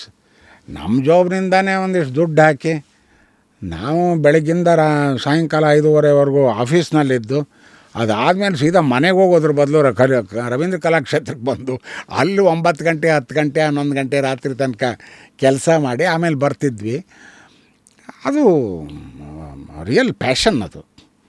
Okay, ಹಾಗಾಗಿ ದುಡ್ಡಿನ ಬಗ್ಗೆ ಮೋಹ ಇರಲಿಲ್ಲ. ಆಮೇಲೆ ಅದಕ್ಕಾಗಿ ಅಲ್ಲಿ ಹೋಗಬೇಕು ಅನ್ನೋ ಇದು ಇರಲಿಲ್ಲ. ಯಾಕೆಂದರೆ ಸ್ವಲ್ಪ ಸ್ಥಿತಿವಂತಿಕೆ ಅನ್ನೋದು ಬಂದುಬಿಟ್ಟಿತ್ತು ನಮಗಾಗಲೇ. ಒಳ್ಳೆ ಸಂಬಳ ಇತ್ತು, ಒಳ್ಳೆ ಪೆನ್ಷನ್ ಇತ್ತು. ಹಾಗಾಗಿ ದುಡ್ಡಿಗಾಗಿ ಪರದಾಡಬೇಕಾದ ಅಗತ್ಯ ಇರಲಿಲ್ಲ. ಪಾಪ ಭಾಳ ಅನೇಕರು ಅದಕ್ಕಾಗಿ ಪರದಾಡೋರು ಇದ್ದಾರೆ ಇವತ್ತು ಕೂಡ. ಓಕೆ, ಬಟ್ ನನಗೆ ಆ ತೊಂದರೆ ಇರಲಿಲ್ಲ. ನ್ಯಾಷನಲ್ ಅವಾರ್ಡ್ ಬಗ್ಗೆ ಮಾತಾಡ್ತಾ ಇದ್ವಿ. ಎಲ್ಲರಿಗೂ ಒಂದು ಕುತೂಹಲ ಇರುತ್ತೆ. ಯೂಶಲಿ ನ್ಯಾಷನಲ್ ಅವಾರ್ಡ್ ಅನ್ನೋದು ಒಂದು ದೊಡ್ಡ ಪ್ರತಿಷ್ಠೆ, ಒಂದು ನಿಮ್ಮ ಸಾಧನೆಗೆ ಕೊಡುವಂಥ ಒಂದು ರೆಕಗ್ನಿಷನ್ನು. ಅದಾದ್ರೂ ವೈಯಕ್ತಿಕವಾಗಿ ಅದರ ಪರಿಣಾಮ ಯಾವ್ಯಾವ ಥರ ಬದಲಾವಣೆಗಳು ಅದು ನಿಮ್ಮ ಮೇಲಾಯಿತು, ದುಡ್ಡಿನ ವಿಚಾರ ಆಗಿರಲಿ. ಯೂಶಲಿ ನ್ಯಾಷನಲ್ ಅವಾರ್ಡ್ ಅಂದರೆ ಅವತ್ತಿನ ಕಾಲಕ್ಕೆ, ಉದಾಹರಣೆಗೆ ನಿಮ್ಮ ಫಸ್ಟ್ ಬಂದಾಗ 2003 ಸೊ ಆ ಟೈಮಲ್ಲಿ ಯೂಶಲಿ ನ್ಯಾಷನಲ್ ಅವಾರ್ಡ್ ಅಂದ ತಕ್ಷಣ ಏನು ಕೊಡ್ತಿದ್ರು ಸರ್? ಅವಾರ್ಡಲ್ಲಿ ಏನಿರ್ತಿತ್ತು? ನಿಮಗೆ ಆಶ್ಚರ್ಯ ಆಗ್ಬೋದು. ನ್ಯಾಷನಲ್ ಅವಾರ್ಡ್ಗೆ 10,000 ರೂಪಾಯಿ ಇವರು ಯಾರು ರಾಷ್ಟ್ರಾಧ್ಯಕ್ಷರು ನಮಗೆ ಕೊಟ್ಟಿದ್ದು. ಒಂದು ಇದು ಅಂಥದ್ದು ಮೆಡಲ್ಲು, ಒಂದು ಸರ್ಟಿಫಿಕೇಟ್. ಯಾವುದೋ ರೀಸೆಂಟಾಗಿ ಯಾವುದೋ ಅಮಿತಾಬ್ ಬಚ್ಚನ್ಗೋ ಯಾರಿಗೋ ಬೆಸ್ಟ್ ಆ್ಯಕ್ಟ್ರೇನೋ ಬಂದಾಗ ಆ ಪ್ರೆಸಿಡೆಂಟ್ ಹೇಳಿದ್ರಂತೆ, ರೀ ಏನು ರೀ ಇದು ಪಾಪ ಅವನನ್ನು ಕರೆದ್ಬಿಟ್ಟಿಲ್ಲ, 10,000 ರೂಪಾಯಿ 20,000 ರೂಪಾಯಿ ಕೊಡ್ತಿದ್ದೀರಿ, ಅದು ಸರಿ ಇಲ್ಲ, ಅದನ್ನು ಇನ್ಕ್ರೀಸ್ ಮಾಡಿರಿ ಅಂತ. ಆದರೆ 10 ಟೈಮ್ಸ್ ಏನೋ ಇನ್ಕ್ರೀಸ್ ಮಾಡಿದ್ರು ಅವಾಗ. ಓಹೋ. ಮೊನ್ನೆ ಇದಾಯ್ತಲ್ಲ, ಅಲ್ಲಿ ನೋಡಿದೆ 3 ಲಕ್ಷ ರೂಪಾಯಿ ಏನೋ ಕೊಡ್ತಾ ಇದ್ದಾರೆ ಈಗ ಬೆಸ್ಟ್ ಆ್ಯಕ್ಟರ್ಗೆ. ಬಿಕಾಸ್ ಇಲ್ಲಿ ನಾವು ಕೇಳಿದ್ದೀವಿ ರಾಜ್ಯ ಪ್ರಶಸ್ತಿಗೆ ಏನೋ ಸೈಟ್ ಎಲ್ಲ ಕೊಡ್ತಿದ್ರು ಕಲಾವಿದರಿಗೆ ಪ್ರೋತ್ಸಾಹ ಕೊಡೋಕ್ಕೆ ಅಂತ. ಸ್ಟೇಟ್ ಗೌರ್ಮೆಂಟ್ದು ಬೇರೆ ರೂಲ್ ಇತ್ತು, ಹಾಗಾಗಿ ಇತ್ತು, ಅದೊಂದಿತ್ತು. ಆಮೇಲೆ ಆ ಸಮಯದಲ್ಲಿ ರಾಷ್ಟ್ರ ಪ್ರಶಸ್ತಿಗೆ ಎಷ್ಟು ದುಡ್ಡು ಕೊಡ್ತಿದ್ರೋ ಅಷ್ಟೇ ದುಡ್ಡನ್ನು ಈ ರಾಜ್ಯ ಸರ್ಕಾರ ಕೂಡ ಒಂದು ಇದಾಗಿ ಮ್ಯಾಚ್ ಮಾಡೋದ ಕೊಡೋರು. ಅದು ಅಲ್ಲಿ 10,000 ಬಂದಾಗ ಇವರು ಒಂದು 10,000 ಕೊಟ್ಟಿದ್ರು ನನಗೆ. ಆಮೇಲೆ ರಾಜ್ಯ ಪ್ರಶಸ್ತಿ ಬಂದಾಗ ಹೌದು, ಆಗಿನ ಕಾಲಕ್ಕೆ ಅನೇಕರಿಗೆ ಅದೊಂದು ಇತ್ತು, ಅದೇನು ಸೈಟ್ ಕೊಡ್ತೀವಿ, ಮನೆ ಕೊಡ್ತೀವಿ ಇದು ಅಂತ. ಬಟ್ ನಾನು ಯಾವುದಕ್ಕೂ ಬೇಕಿರಲಿಲ್ಲ. ನನಗೊಂದು BDA ಫ್ಲ್ಯಾಟ್ ಇತ್ತು, ಸಾಕದು. ನೀವು ಹೋಗಲೇ ಅಲ್ವಾ? ಇಲ್ಲ, ಭಾಳ ಜನ ಹೇಳಿದ್ರೆ ಅದಕ್ಕೇನು ರೀ ಒಂದು ಸುಮ್ಮನೆ ಒಂದು ಅಫಿಡವಿಟ್ ಕೊಡೋದಷ್ಟೇ ಅಂತ. ನನಗೇನಯ್ಯ ಹಿಂಗಂತೀಯ, ಸುಮ್ಮನೆ ಒಂದು ಅಫಿಡವಿಟ್ ಕೊಡೋ ಅಫಿಡವಿಟ್ ಅನ್ನೋದಕ್ಕೆ ಒಂದು ಮೀನಿಂಗ್ ಇದೆ. ನನಗೆ ಬೆಂಗಳೂರು ವ್ಯಾಪ್ತಿಯಲ್ಲಿ ಯಾವುದೇ ಸೈಟ್ ಆಗಲಿ ಮನೆ ಆಗಲಿ ಇಲ್ಲ ಅಂತ ಹೇಳಬೇಕು. ಅದೇಂಗೆ ಹೇಳಿ ನಾನು? ಸುಳ್ಳು ಇದೆ. ಅದು ಇಲ್ಲದಿರೋರಿಗೆ ಮಾತ್ರ ಕೊಡೋದಾ ಸರ್? ಅದೊಂದಿತ್ತು. ಬಟ್ ಭಾಳ ಜನ ಅದೇ ರೀತಿ ಅದನ್ನು ಮಾಡ್ಕೊಂಡು ಹೋಗ್ತಿದ್ದು. ನನಗೂ ಹಾಗೆ ಮಾಡು ಅಂದ್ರೆ ನಾನು ಮಾಡಲ್ಲಪ್ಪ, ನನಗೆ ಬೇಡ ಅದು. ಮೌಲ್ಯಗಳು ಮನುಷ್ಯನಿಗೆ ಎಷ್ಟು ಮುಖ್ಯ ಅನ್ನೋದಕ್ಕೆ ಕೆಲವರು ಅದನ್ನು ಮೌಲ್ಯಗಳು ಅಂತ ಹೇಳ್ತಾರೆ, ಕೆಲವರು ಹೆದರ ಪುಕ್ಕವನು ಅಂತಾರೆ. ಯಾವುದು ಬೇಕಾದ್ರೂ ಹೇಳ್ಬೋದು. ಏನಂದರೆ ಒಂದು ಗ್ಲಾಸನ್ನು ಅರ್ಧ ತುಂಬಿರೋ ಗ್ಲಾಸನ್ನು ನೀವು ಅರ್ಧ ತುಂಬಿದೆ ಅಂತ ನೋಡ್ತಿರೋ, ಅರ್ಧ ಖಾಲಿ ಇದೆ ಅಂತ ನೋಡ್ತಿರೋ, ಆಯ್ಕೆ ಯಾವತ್ತು ನಮ್ಮದೇ ಅನ್ನೋ ಹಾಗೆ ನಿಮ್ಮ ಆಯ್ಕೆಗಳು ಮುಂದೆ ಸಿನಿಮಾ ಅಂತ ಬಂದಾಗ ಒಂದಷ್ಟು ಒಳ್ಳೊಳ್ಳೆ ಆಯ್ಕೆಗಳು ಆಗಿದೆ. ಇವತ್ತಿಗೆ ದತ್ತಣ್ಣ ಅಂತ ಹಿಂದೆ ತಿರುಗಿ ನೋಡಿದ್ರೆ 95 ಅಮೇರಿಕಾ, ಮುಂದೆ 98ಅಲ್ಲಿ ಹೂಮಳೆ, ಇನ್ನೂ ಇತ್ತೀಚಿನ ಅಂದರೆ ದಶಕ ಒಂದಷ್ಟು ಬದಲಾವಣೆಗಳು ಏನು ಚಿತ್ರರಂಗದಲ್ಲಿ ಆಗ್ತಾ ಹೋಯಿತು. ಇದೆಲ್ಲದರ ಮೂಲಕ ಬೆಳೀತಾ ನಿಮ್ಮ ಆಸೆ ಅಥವಾ ಅವಶ್ಯಕತೆ ಯಾವ ರೀತಿ ಬದಲಾಗ್ತಾ ಹೋಯಿತು? ನನ್ನ ಆಸೆಗಳು ಅಂತೇಳಿ ನನಗೆ ಒಳ್ಳೆಯ ಪಾತ್ರಗಳು ಸಿಗಬೇಕು ಅನ್ನುವ ನಿರೀಕ್ಷೆ ಅಂತೂ ಇತ್ತು. ಯಾಕೆಂದ್ರೆ ನಾನು ಏನಾದರೂ ಒಂದು ಹೊಸ ಪ್ರಯೋಗವನ್ನು ಮಾಡಬೇಕು ಅಂತಂದರೆ ಆ ಒಂದು ಪಾತ್ರ ಬೇಕು. ಸುಮ್ಮನೆ ಯಾವುದೋ ವ್ಯಾಕ್ಯೂಮ್ನಲ್ಲಿ ನಿಂತ್ಕೊಂಡು ಪ್ರಯೋಗ ಮಾಡೋಕ್ಕಾಗಲ್ಲ. ಹಾಗಾಗಿ ಅಂತಹ ಪಾತ್ರಗಳಿಗಾಗಿ ಕಾಯ್ತಾ ಇದ್ದೆ ನಾನು. ಬಟ್ ಅದೇನು ನನ್ನ ಪುಣ್ಯ ಚೆನ್ನಾಗಿತ್ತು ಅಂತ ಹೇಳ್ತೀನಲ್ಲ, ಅಂಥ ಪಾತ್ರಗಳು ಬಂತು. ಭಾಳ ಇದನ್ನು ಸವಾಲೆಸೆಯುವಂಥ ಪಾತ್ರಗಳು. ಆಮೇಲೆ ಉದಾಹರಣೆಗೆ ಅವರು ಯಾರು ಏನು ಎಕ್ಸ್ಪೆಕ್ಟ್ ಮಾಡಿದ್ರು ಅದಕ್ಕೆ ಭಿನ್ನವಾಗಿ ಮಾಡಿದೆ ನಾನು. ಅದಕ್ಕಾಗಿ ಜಗಳ ಕದನಗಳು ಆಗಿವೆ. ಅಂದರೆ ಉದಾಹರಣೆಗೆ ಯಾವ್ದಾದ್ರು ತಗೋಬೋದಾ? ಉದಾಹರಣೆಗೆ ಮೌನಿ ಸಿನಿಮಾ, ಅದರ ಕ್ಲೈಮ್ಯಾಕ್ಸ್ನಲ್ಲಿ ಒಂದು 2 ನಿಮಿಷನೋ 3 ನಿಮಿಷನೋ ನನಗೇನೂ ಕೆಲಸ ಇಲ್ಲ, ನಾನು ಮೌನಿಯಾಗಿ ಎಲ್ಲೋ ಆಕಾಶ ನೋಡ್ಕೊಂಡು ಕೂತಿರಬೇಕು. ಆ 3 ನಿಮಿಷ ಅನಂತ್ನಾಗ್ ಅವರು ಚಟಪಟ ಅಂತ ಉದ್ದಕ್ಕೆ ಮಾತಾಡ್ಕೊಂಡು ಬರಬೇಕು. ಆವಾಗ ನನಗೆ ಕೇಳಿದರು ನಿರ್ದೇಶಕರು, ಲಿಂಗದೇವರು, ಏನು ಮಾಡ್ತೀನಿ ನೀವು ಅಂತ. ನಾನು ಏನೂ ಮಾಡಲ್ಲ ಅಂತ. ಏನೂ ಮಾಡಲ್ಲ ಅಂದರೆ ಏನ್ರಿ ಅಂತೆ. ಅಲ್ಲಪ್ಪ ಹಿಂಗೆ ನೋಡ್ಕೊಂಡು ಕೂತಿರ್ತೀನಿ ಅಂದರೆ, ಅದು ಹೆಂಗೆ ರೀ ಆಗುತ್ತೆ, 3 ನಿಮಿಷ ಹೆಂಗೆ ಮಾಡೋದು ಅಂತ. ನೋಡಪ್ಪ ನಿಮಗೆ ಬಿಟ್ಟಿದ್ದು. ಯಾಕೆಂದರೆ ನನ್ನ ಪ್ರಕಾರ ಮೌನಿ ಸಿನಿಮಾದ ಇಡೀ ಇದು ಆಶಯ ಏನಿದೆ ಅದು ಈ ಸೀನ್ನಲ್ಲಿದೆ.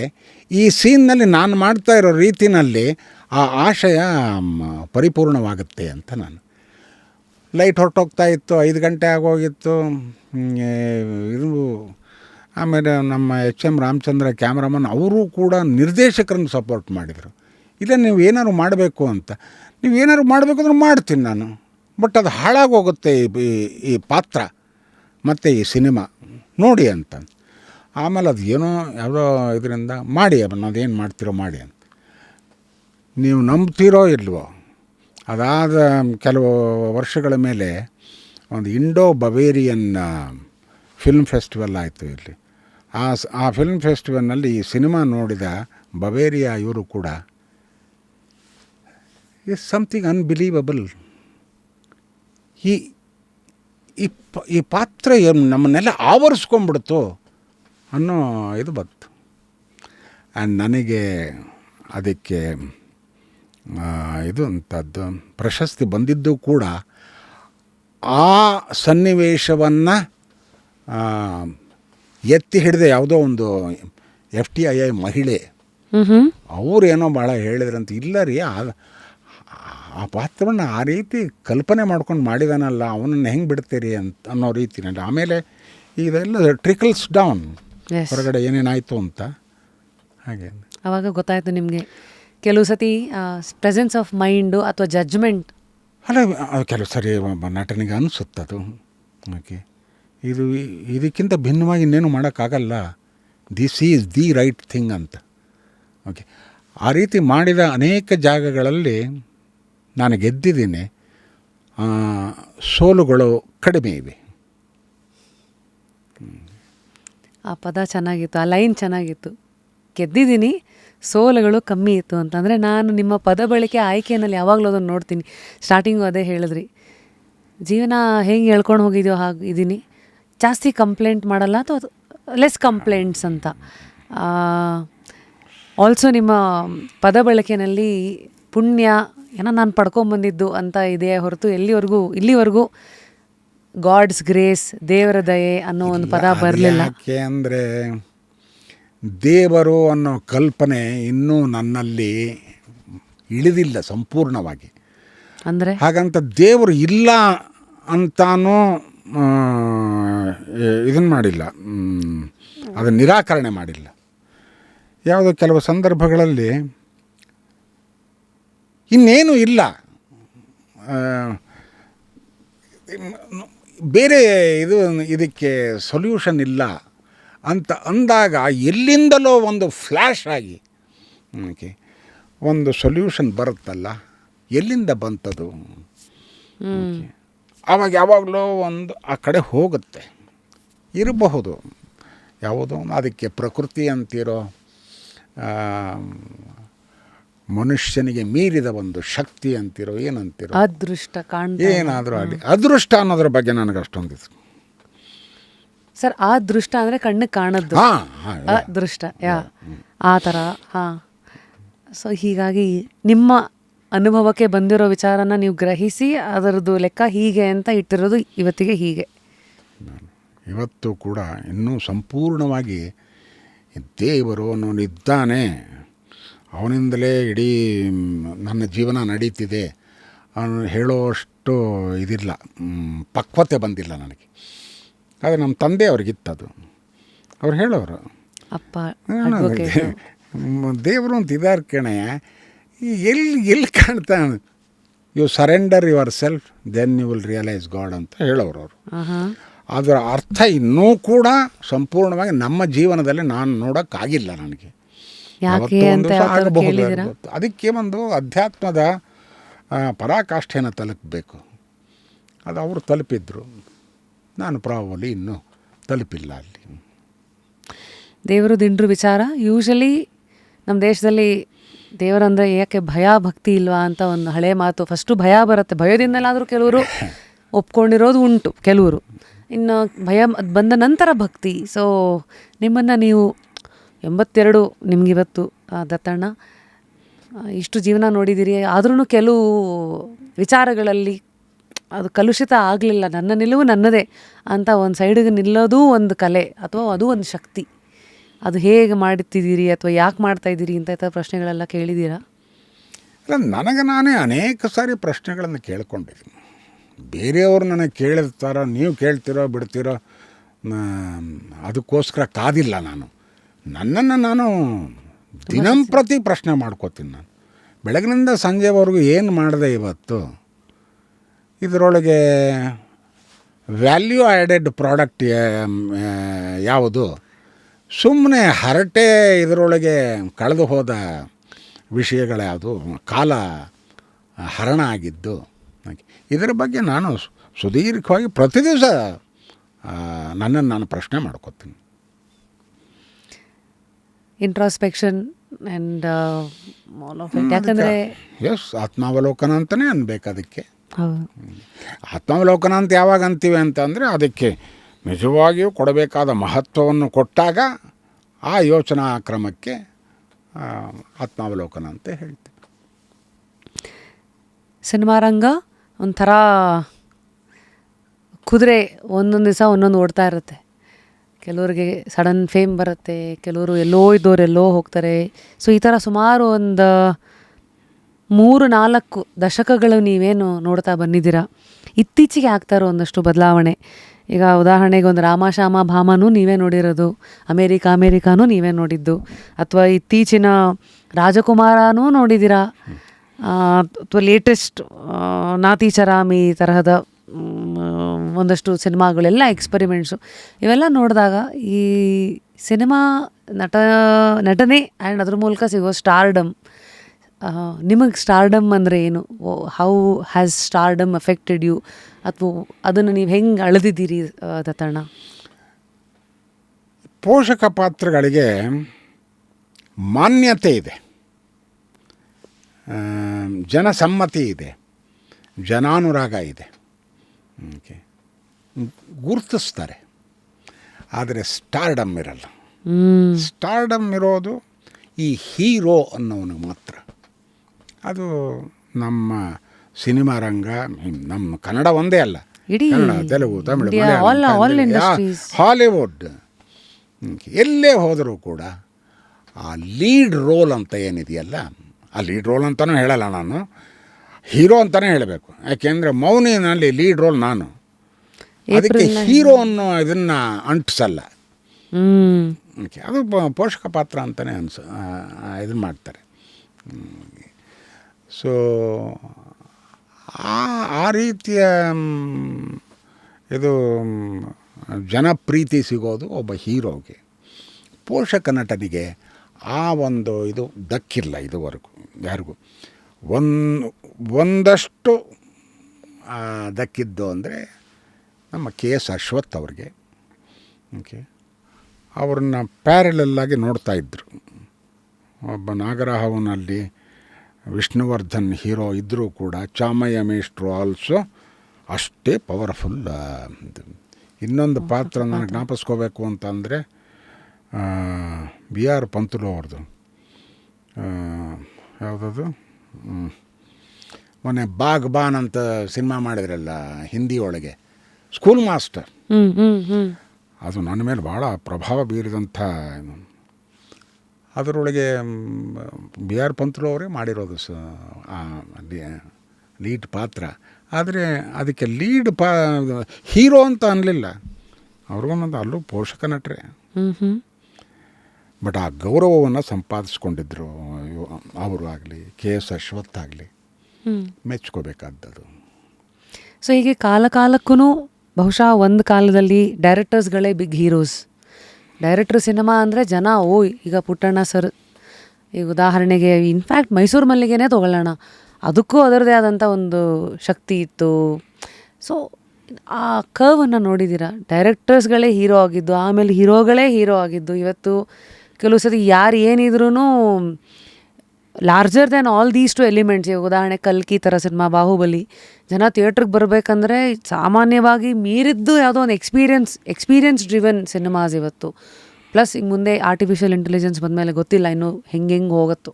ಅಂದರೆ from a place where cinema was wow to ಇವತ್ತು ಎಷ್ಟು ನೋಡಿಬಿಟ್ಟಿದ್ದಾರೆ ಅಂತಂದರೆ they want reason, new reason, something that none of these have given. ಆ ಥರ ಅಲ್ಲಿವರೆಗೂ ಏನು ನೋಡಿದ್ದೀರಾ ಈ ಕಾಲಕಾಲಿಕವಾಗಿ ನಿಮ್ಮ ಲೆಕ್ಕಾಚಾರಗಳು? ಹೌದು, ನಾವು ನೋಡಿದ್ವಿ ಅಂತ ನಿರ್ದೇಶಕರು, ಓಕೆ, ಅವರು ಆಳ್ತಾ ಇದ್ದ ಸಮಯ ನೋಡಿದ್ದೀನಿ. ಅದಾದ ಮೇಲೆ ಕಥೆಗಾರ.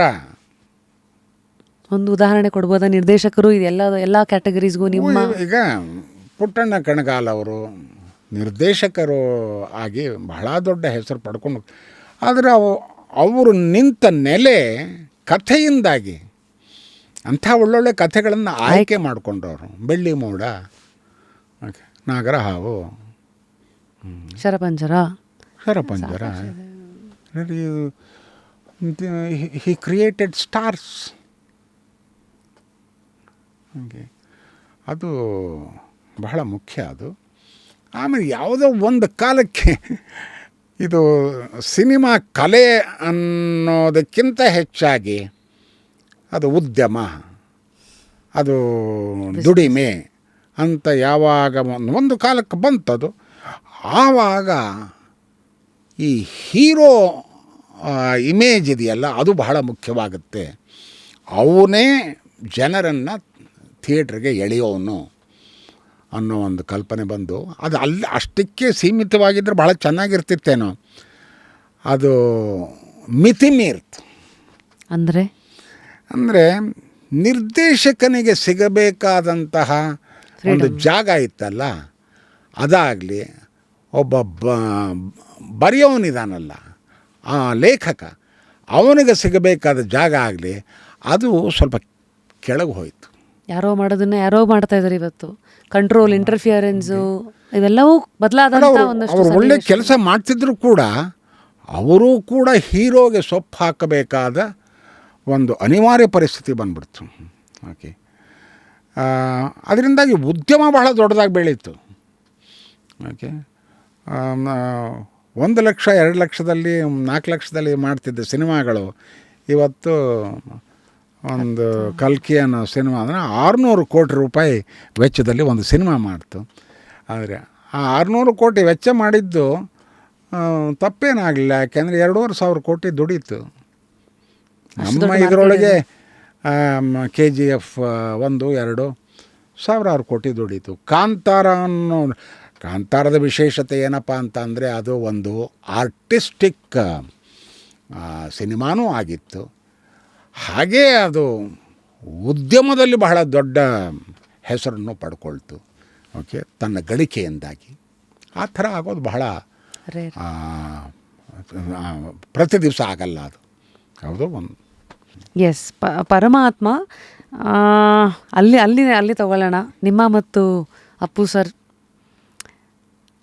ಮೇಕಿಂಗು ಯಾವುದು? ಐ ಥಿಂಕ್ ರಾಜ್ಕುಮಾರ ಇದರಲ್ಲಿ ನೋಡೋಕ್ಕೆ ಸಿಗುತ್ತೆ. ಬೊಂಬೆ ಹೇಳುತ್ತೈತೆನಲ್ಲಿ ಸೆಟ್ಟಲ್ಲಿದ್ದಾಗ ದೊಡ್ಡವ್ರನ್ನ ಅವರು ಟ್ರೀಟ್ ಮಾಡ್ತಿದ್ದ ರೀತಿ, ಹಾಸ್ಯ ಇವೆಲ್ಲ. ಆ ಮನುಷ್ಯನಿಗೆ ಆ ಒಂದು ಸಂಸ್ಕಾರ ಇತ್ತು. ಅದು ಅವರ ಕುಟುಂಬ ಇದರಿಂದ ಬಂದಂತಹದ್ದು ಅಂತ ಕಾಣುತ್ತೆ. ಇನ್ನೆಲ್ಲಿಂದ ಬರುತ್ತೆ ಸಂಸ್ಕಾರ ಅನ್ನೋದು? ಬರೋದೇ ಕುಟುಂಬದಿಂದ. ಒಂದು ಅಲ್ಲಿಂದ ಸ್ಟಾರ್ಟಿಂಗ್ ಪಾಯಿಂಟು, ಎರಡನೇದು ಇವರು ತೊಗೊಂಡು ಉಳಿಸ್ಕೋಬೇಕಲ್ಲ ಸರ್. ಅದನ್ನು ಅಪ್ಪು ಅವರು ನಿಜವಾಗಿಯೂ ಚೆನ್ನಾಗಿ ಬೆಳೆಸ್ಕೊಂಡು ಬಂದರು. ಹಾಗಾಗಿ ಎಲ್ಲರ ಜೊತೆಯಲ್ಲಿ ಅವರು ಸೇರ್ತಾ ಇದ್ದಿದ್ದ ರೀತಿ, ಎಲ್ಲರ ಜೊತೆಯಲ್ಲಿ ಬೆರೀತಾ ಇದ್ದಿದ್ದ ರೀತಿ, ಇವೆಲ್ಲವೂ ಕೂಡ ಆ ಸಂಸ್ಕಾರವನ್ನು ಕಾಣಿಸ್ಕೊಳ್ತಾ ಇದ್ರು. ಸ್ಟಾರ್ಸ್ ಓವರ್ ಡೆಕೆಡ್ಸ್, ಎಲ್ಲ ಥರದ stars, so called heroes who are the driving force for cinema ನೋಡಿದ್ದೀರಾ. ಅಂದರೆ 80s 90s ಈ ಎಲ್ಲ ಸೂಪರ್ ಸ್ಟಾರ್ಸ್ಗಳಲ್ಲಿ ನೀವು ನೋಡೋದಂಥ ಒಂದು ಗುಣ ಯಾವುದು ದತ್ತಣ್ಣ? ಏನನ್ನು ಅಬ್ಸರ್ವ್ ಮಾಡ್ತಾ ಬಂದಿರಿ, you being one of the biggest observer? ಇಲ್ಲ, ಅವ್ರಿಗೆ ಎಲ್ಲರಲ್ಲೂ ಬಹಳ ಪ್ರಮುಖವಾಗಿ ಬೇಕಾಗಿದ್ದಂಥ ಗುಣ ಅಂತ ಅಂದರೆ ಪ್ರೇಕ್ಷಕರನ್ನು ತಮ್ಮ ಕಡೆಗೆ ಎಳೆಯುವ ಒಂದು ಅದ್ಭುತವಾದ ಶಕ್ತಿ. ಅದು ಯಾತಕ್ಕೆ ಅಕ್ಷಯ್ ಕುಮಾರ್ ಸಿನಿಮಾ ಅಂತೆ, ಶಿವಣ್ಣನ ಸಿನಿಮಾ ಅಂತೆ, ಅಪ್ಪು ಸಿನಿಮಾ ಅಂತೆ ಅಂತ ಹೇಳ್ಕೊಂಡು ಬರ್ತಿದ್ರಲ್ಲ, ಅದು ಏನು, ಯಾತಕ್ಕೆ ಆ ಸೆಳೆತ ಸಿಕ್ತು ಅವ್ರಿಗೆ? ನನ್ನ ಪ್ರಕಾರ ಅವರು ನಿರ್ವಹಿಸಿದ ಪಾತ್ರಗಳಿತ್ತಲ್ಲ, ಅವರು ಆ ಪಾತ್ರಗಳನ್ನು ನಿರ್ವಹಿಸಿದ ರೀತಿ, ಅದೆಲ್ಲ ಅವರ ಮನಸ್ಸಟ್ಟು ತಟ್ಟಿತು. ನನಗೆ ಹಿಂದೆ ನಮ್ಮ ಸ್ನೇಹಿತರೊಬ್ಬರು ಮೈಸೂರಿನಲ್ಲಿದ್ದರು, ರೀಸೆಂಟಾಗಿ ಅವ್ರು ಹೋಗ್ಬಿಟ್ರು. ಆ ಅಮ್ಮನೂ ರೀ ನಾನು ಯಶನ್ನು ನೋಡ್ಬೇಕು ಕಣ್ರಿ, ಯಶನ್ನು ನೋಡ್ಬೇಕು. ಏನು ರೀ ಯಶನ್ನು ನೋಡಿ, ನಾ ಯಶನ್ನು ನೋಡಿ ಏನು ಮಾಡ್ತೀರಿ ಅಂತ. ಇಲ್ಲ ಅವನಲ್ಲಿ ಏನೋ ನನ್ನ ಮಗನ ಕಣ್ಣಂಗೆ ಕಾಣ್ತಾನೆ ಅವನು ಅಂತ. ಎಂಥ ಇದು ಮ್ಯಾಗ್ನೆಟಿಕ್ ಪರ್ಸನಾಲಿಟಿ ಇರಬೇಕು. ಸ್ಕ್ರೀನ್ ಪವರ್ ಅನ್ನೋದು. ಸ್ಕ್ರೀನ್ ಪವರ್ ಅದು. ಅದಕ್ಕೆ ಭಾಳ ಹೇಳ್ತಾರೆ ಸಿನಿಮಾ ಅಂದರೆ ಏನು ಅಂದರೆ, ಸಿನಿಮಾ ಅಂದರೆ ಏನೊಂದು ದೊಡ್ಡ ಪರದೆ ಅನ್ನೋದು ಅದಕ್ಕೇನೆ. ಓಕೆ, ಇಷ್ಟಿರೋ ನಿಮ್ಮ ಮುಖಾನ ಅಲ್ಲಿ ಇಡೀ ಪರದೆ ಮೇಲೆ ಅಷ್ಟು ದೊಡ್ಡದಾಗಿ ತೋರಿಸ್ತಾರಲ್ಲ, ಅಲ್ಲೆಲ್ಲೋ ಒಂದು ಕಡೆ ಅದು ನಮ್ಮನ್ನು ಆವರಿಸ್ಕೊಂಡು ಬಿಡುತ್ತೆ ಅದು. ಆಮೇಲೆ ಅಲ್ರಿ ಇವತ್ತು ಹೇಳಿದ್ನಲ್ಲ ಸ್ಕೂಲ್ ಮಾಸ್ಟರ್ ಸಿನಿಮಾ ನಾನು ಯಾಕೆ ಜ್ಞಾಪಿಸ್ಕೋಬೇಕು ಇವಾಗ 45 ವರ್ಷ ಆದಮೇಲೆ. ಅಂಥ ದೊಡ್ಡ ಇನ್ಫ್ಲೂಯೆನ್ಸ್ ಮಾಡಿದೆ ಮೈ ಮೇಲೆ. ಒಂದು ಯಾವುದೋ ಒಂದು ನನಗೆ ಸ್ನೇಹದ ಬಗ್ಗೆ ಅಪಾರವಾದ ಒಲವು ಕೊಟ್ಟಂಥ cinema from here to eternity ಅಂತ. ಫ್ರ್ಯಾಂಕ್ ಸಿನೇತ್ರ ಆ್ಯಂಡ್ ಇನ್ನೊಬ್ಬ ಅವನ ಹೆಸರು ಮರ್ತೋಗುತ್ತೆ ನನಗೆ. ಅದು ಅಂಥ ಇದನ್ನು ನನ್ನ ಮೇಲೆ ಪ್ರಭಾವ ಬೀರಿದೆ. ಸ್ನೇಹಕ್ಕೆ ನಾವು ಎಷ್ಟು ಬೆಲೆ ಕೊಡಬೇಕು ಅನ್ನೋದನ್ನು ಕಲ್ತಿದ್ದು ಅದರಿಂದ. ಅದು ಇವತ್ತು ಕೂಡ ಬೆಳೆದ್ರೆ 50 ವರ್ಷದ ಹಿಂದೆ ನೋಡಿದ ಸಿನಿಮಾ ಅದು. ಇಂಥ ದೊಡ್ಡ ದೊಡ್ಡ ಸ್ಟಾರ್ಗಳು ನಮ್ಮ ಕ್ಯೂರಿಯಾಸಿಟಿ ಏನಂದರೆ ನಿಮ್ಮ ಹತ್ರ ಎಲ್ಲ ಬೆರೀತಾ ಇದ್ದಾಗ ಅವ್ರು ಏನೇನು ಪ್ರಶ್ನೆಗಳನ್ನು ನಿಮ್ಮ ಹತ್ರ ಕೇಳೋರು, ಯಾವ್ಯಾವ ಥರ ವಿಚಾರಗಳನ್ನು ವಿನಿಮಯ ಮಾಡೋರು? ಸಾಮಾನ್ಯವಾಗಿ ಒಬ್ಬರು ಇನ್ನೊಬ್ಬರ ಜೊತೆಯಲ್ಲಿ ಹೇಗೆ ಮಾತಾಡ್ತಾರೋ ಅಷ್ಟಕ್ಕೆ ಸೀಮಿತವಾಗಿರ್ತಿತ್ತು. ಆರೋಗ್ಯ ಈ ವಿಚಾರ ಅಷ್ಟೇ. ಯಾಕಂದರೆ ಕೆಲವ್ರದ್ದು ಬರೀ ಸಿನಿಮಾ ಕೆಲಸದ ಬಗ್ಗೆನೇ ಮಾತಾಡ್ತಾರೆ. ಈಗ ಕೆಲವು ಸರಿ ಇನ್ನು ಕೆಲವರು ಸ್ಕ್ರಿಪ್ಟ್ಗಳ ಬಗ್ಗೆ ಮಾತಾಡ್ಬೋದು, ಇನ್ನು ಕೆಲವರು ಅಂಥ ಇದು ಏನು ನನ್ನ ಜೊತೆಗೆ ನಡೆದಿಲ್ಲ. ಹಾಗೆ ನಡೆದಿರೋದು ಅಂತ ಅಂದರೆ ನಮ್ಮ ನಿರ್ದೇಶಕರ ಜೊತೆ, ಯೋಗರಾಜ್ ಭಟ್ರ ಜೊತೆಯಲ್ಲಿ, ಗಿರೀಶ್ ಕಾಸರವಳ್ಳಿ ಅವ್ರ ಜೊತೆಯಲ್ಲಿ, ಪಿ ಶೇಷಾದ್ರಿ ಅವ್ರ ಜೊತೆಯಲ್ಲಿ. ಅವ್ರ ಜೊತೆಗೆ ತಮ್ಮ ಜೊತೆಗೆ ಆಲೋಚನೆಗಳ ಗುದ್ದಾಟ ಹೇಗಿರ್ತಿತ್ತು? ಭಾಳ ಜೋರಾಗಿ ಅನೇಕ ವಿಷಯಗಳ ಬಗ್ಗೆ ಜಗಳ ಕದನಗಳು ಅವು ಆಗಿವೆ. ಆಮೇಲೆ ಬದಲಾವಣೆಗಳ ಮಾಡ್ಕೊಂಡಿದ್ದಾರೆ. ಇಲ್ಲ ಅವರು ಮಾಡ್ಕೊಂಡಿದ್ದಾರೆ, ಇಲ್ಲ ನಾ ಮಾಡ್ಕೊಂಡಿದ್ದೀನಿ. ಹಾಗಿದ್ರೆ ಕೆಲವುದು ನಿಮ್ಮ ಸ್ಕ್ರಿಪ್ಟ್ ರೀಡಿಂಗ್ ಕೊಟ್ಟಾಗ ಇಲ್ಲ ರೀ ಇದು ಹೀಗಿರಬೇಕು, ಅದು ಹಾಗಿರಬೇಕು. ಸ್ಕ್ರಿಪ್ಟ್ ರೀಡಿಂಗ್ನಲ್ಲಿ ಬರೋದಿಲ್ಲ ಅದು ಸಂಪೂರ್ಣವಾಗಿ. ಅದು ಚಿತ್ರೀಕರಣದ ಸಮಯದಲ್ಲಿ ಬರುತ್ತೆ. ಸುಮ್ಮನೆ ಒಂದು ಉದಾಹರಣೆಗೆ ಹೇಳ್ತೀನಿ ನೋಡಿ. ಅದು ಭಾರತ್ ಸ್ಟೋರ್ಸ್ ಅನ್ನೋ ಸಿನಿಮಾದಲ್ಲಿ ಒಂದು 2-3 ನಿಮಿಷದ ಇದಿದೆ. ಸುಧಾರಾಣಿ ಬಂದು ನನ್ನ ಹತ್ರ ಮಾತಾಡೋದು. ನನಗೆ ಮಾತಿಲ್ಲ, ನಾನು ಹಾಫ್ ಡೆಮೆನ್ಷಿಯಾ ಇದರೊಳಗೆ ಓಕೆ ಮಲಗಿಬಿಟ್ಟಿದ್ದೀನಿ. ಅವರು ನಿಮಗೆ ಗೊತ್ತಾಗುತ್ತೆ ಈ ಲೈಟಿಂಗ್ ಅನುಕೂಲಕ್ಕೋಸ್ಕರ ಈ ಕಡೆ ಇಂದ ತೊಗೋಬೇಕಾದ ಇದನ್ನು ಶಾರ್ಟ್ಸ್ ಎಲ್ಲ ತೊಗೊಂಬಿಡೋಣ, ಆಮೇಲೆ ಆ ಕಡೆಯಿಂದ ಹೋಗಿ ಹಾಕ್ಕೊಡ. ಏನಪ್ಪ ದಯವಿಟ್ಟು ಇದು ಒಂದು ಸೀನ್ ಮಾತ್ರ ಸೀಕ್ವೆನ್ಷಿಯಲ್ ಆಗಿ ಹೋಗಿ ಅಂತ. ಯಾಕೆ ಯಾಕೆ ಯಾಕೆ ಯಾಕೆ ಅಲ್ಲ ಇನ್ನೇನಿಲ್ಲ, how do I carry my emotions. ಆಮೇಲೆ ಅರ್ಧ ಕಣ್ಣೀರು, ಇಲ್ಲಿ ಕಣ್ಣೀರಿನ ಬಿಂದು ಇರೋದು. ಓಕೆ, ಒಂದು ಕಣ್ಣಲ್ಲಿದೆ ಒಂದು ಕಣ್ಣಲ್ಲಿಲ್ಲ. ಓಕೆ, ಈ ಕಂಟಿನ್ಯೂಟಿನ ಹೆಂಗೆ ನಾನು ಮೇಂಟೈನ್ ಮಾಡಲಿ? ನೀವೇನೋ ಬಂದು ಮೇಕಪ್ಪನ್ನು ಇಲ್ಲೊಂದೇನೋ ಇದನ್ನಿರ್ತಾನೆ ಚುಕ್ಕೆ, ಬಟ್ ನನಗೆ ಎಮೋಷನಲ್ ಕಂಟಿನ್ಯೂಟಿ ಬೇಕಲ್ಲ. ನಿಜ. ಶೇಷಾದ್ರಿ ಒಬ್ಬ ನಿರ್ದೇಶಕ ನಿಜವಾಗಿಯೂ ಕೂಡ ಅವನ್ನೆಲ್ಲ ಅರ್ಥ ಮಾಡ್ಕೊಳ್ಬಲ್ಲ. ಅವನು ನನ್ನ ಮಾತಿಗೆ ಮಾನ್ಯತೆ ಕೊಟ್ಟು ಆ ರೀತಿ ಮಾಡಿದರು. ಹಾಗಾಗಿ ಆ ಇಡೀ ದೃಶ್ಯ ಅದ್ಭುತವಾಗಿ ಬಂತು. ಕಷ್ಟ ಆಯಿತು ಪಾಪ ಟೆಕ್ನಿಷಿಯನ್ಸ್ಗೆ. ಇಲ್ಲಿ ಮಾಡಿದ ಲೈಟಿಂಗೇ ಮತ್ತು ಇನ್ನೊಂದು ಕಡೆ, ಇನ್ನೊಂದು ಸಾರಿ ಮಾಡಿದ ಲೈಟಿಂಗೇ ಮತ್ತು ಈ ಕಡೆಗೆ, but continuity was maintained. Technicalities ನೋಡಿ ಎಷ್ಟು ಇಂಪಾರ್ಟೆಂಟ್. ಹೇಗೆ ಫೇಮಸ್ ಲೈನ್ ಇದೆಯಲ್ಲ ಸರ್, ಡೈರೆಕ್ಟರ್ಸ್ ಆ್ಯಕ್ಟರ್ ಅಂತ, ಹಾಗೆಯೇ ಆ್ಯಕ್ಟರ್ಸ್ ಡೈರೆಕ್ಟರು ಸಿಚುವೇಶನ್ಸ್ ಡೈರೆಕ್ಟರು ಆಗಬೇಕು. ಇರ್ತಾರೆ. ಅದನ್ನು ಹಿಂದೆ ಒಂದು ಸಾರಿ ನಾನು MS ಸತ್ಯು ಅವರ ಬಗ್ಗೆ ಒಂದು ಲೇಖನ ಬರಿಬೇಕಾದ್ರೆ ಹೇಳಿದ್ದೆ, he is an actors director ಅಂತ. ಅವರು ಅವ್ರು ಸಿನಿಮಾ ಮಾಡಿರೋದು ಒಂದೇ ಒಂದು ಸಿನಿಮಾ. ನಾನು 2-3 ನಾಟಕ ಮಾಡಿದ್ದೀನಿ. ಆ ನಾಟಕ ನೋಡಿದ್ರೆ ರಿಹರ್ಸಲ್ನಲ್ಲಿ ನಾನು ಭಾಳ ಸರಿ ಹೇಳಿದ್ದೀನಿ, ಭಾಳ ಲೆಥಾರ್ಜಿಕ್ ಡೈರೆಕ್ಟರ್, ಏನು ರಿಯಾಕ್ಷನ್ನೇ ಇರಲ್ಲ ಅಂತ. ಎಲ್ಲ ಆದಮೇಲೆ ಒಂದು ಡಿಬ್ರೀಫಿಂಗ್ ಸೆಷನ್ನಲ್ಲಿ ಓಕೆ ಡೂಯಿಂಗ್ ವೆಲ್, ಇಷ್ಟೆಲ್ಲ ಕಾಲೋಗಿಲು ಅಲ್ಲಾಡಿಸ್ಬೇಕಾದ ಅಗತ್ಯ ಇಲ್ಲ. ಅಲ್ಲಿ ಒಂದು ಇದು ಅಂಥದ್ದು, that is why I call him an actors director ಅಂತ. ಅದೇ ರೀತಿ ಶೇಷಾದ್ರಿ ಕೂಡ ನಿಜವಾಗಿ ಒಬ್ಬ ಆ್ಯಕ್ಟರ್ನ ತೊಂದರೆಗಳನ್ನು ಚೆನ್ನಾಗಿ ಅರ್ಥ ಮಾಡ್ಕೋತಾರೆ. ಸೊ ನಮಗೇನಾದರೂ ತೊಂದರೆಗಳಿದ್ರೆ ನಿವಾರಣೆ ಮಾಡ್ತಾರೆ. ಹಾಗಾಗಿ ಅವ್ರ ಚಿತ್ರಗಳು ಭಾಳ ಚೆನ್ನಾಗಿ ಬರುತ್ತೆ. ನನಗೆ ಈ ಮಧ್ಯೆ ಒಂದು ಹುಟ್ಟಿದ್ದು ಡೌಟು, ನೀವು ಯಾಕೆ ಯಾವತ್ತೂ ಡೈರೆಕ್ಟರ್ ಆಗಲಿಲ್ಲ ಅಂತ. ಇದು ಈ ಪ್ರಶ್ನೆ ಭಾಳ ಜನ ಕೇಳಿದ್ದಾರೆ. ಡೈರೆಕ್ಟರ್ ಅನ್ನೋ ಕೆಲಸ ಇದೆಯಲ್ಲ, ಬಹಳ ಕ್ಲಿಷ್ಟವಾದ ಕೆಲಸ ಅದು. ಹಾಗೆ ಒಂದು ಟೆಕ್ನಿಕಲ್ ಸೈಡ್, ಎಲ್ಲ ನೆನ್ನೆವರೆಗೂ ಸಿನಿಮಾ ಫೀಲ್ಡ್ನಲ್ಲಿ ಏನೇನು ಡೆವಲಪ್ಮೆಂಟ್ ಆಗಿದೆ ಟೆಕ್ನಿಕಲ್ಲಾಗಿ ಅನ್ನೋದು ಅವನಿಗೆ ಗೊತ್ತಿರಬೇಕು. ಹಾಗಾಗಿ ಅನೇಕ ವಿಷಯಗಳಲ್ಲಿ ನಮಗೆ ಏನು ಮಾಡಬೇಕು ಅಂತ ಗೊತ್ತಿಲ್ಲದೆ ಇರಬೇಕಾದ್ರೆ ಒಬ್ಬ ಸರಿಯಾದ ನಿರ್ದೇಶಕ, ಡೋಂಟ್ ವರಿ, ಬಾಕಿದೆಲ್ಲ ಚೆನ್ನಾಗಿ ಬಂದಿದೆ ಅಲ್ವಾ, ಅದನ್ನು DI-ನಲ್ಲಿ ಹ್ಯಾಂಡಲ್ ಮಾಡ್ತೀನಿ, ಗ್ರಾಫಿಕ್ಸ್ನಲ್ಲಿ ಹ್ಯಾಂಡಲ್ ಮಾಡ್ತೀನಿ, ಈ ಥರ ಅದನ್ನು ಹೇಳೋ ಧೈರ್ಯ ಇರೋದು ಟೆಕ್ನಿಕಲಾಗಿ ಗೊತ್ತಿರಬೇಕಾದ್ರೆ. ಇನ್ನೊಂದು ತಾಳ್ಮೆ. ನಿಮ್ಮಲ್ಲಿ ಏನೋ ಆ ಕಣ್ಣಲ್ಲಿ ನನಗೆ ಇದು ಬೇಕು, ನಾನು 10 ಟೇಕ್ ತೊಗೊಂಡಿದ್ದೀನಿ, ನೀವು ಮಾಡ್ತಿಲ್ಲ. 10 ಟೇಕ್ನು ಅಬ್ಸರ್ವ್ ಮಾಡ್ತಾನೇ ಇದ್ದಾನೆ. ಬಂತ ಅದು 11ನೇ ಟೇಕ್ನಲ್ಲಿ ಬಂತು, ಓಕೆ. ಈ ತಾಳ್ಮೆ ನನಗಿಲ್ಲ. ಇದೊಂದು. ಇನ್ನೊಂದು ಮ್ಯಾನೇಜ್ಮೆಂಟ್, ಎಲ್ಲ ಸೆಟಪ್ ಮಾಡಿಬಿಟ್ಟಿದ್ದೀರಿ ಇಲ್ಲಿ ಇದಕ್ಕೆ, ಓಕೆ, ಸೆಟ್ ಶೂಟ್, ಹೀರೋ ಬರಲಿಲ್ಲ, ಮತ್ತೆ ಕಾರ್ ನಿಂತೋಗಿದೆ.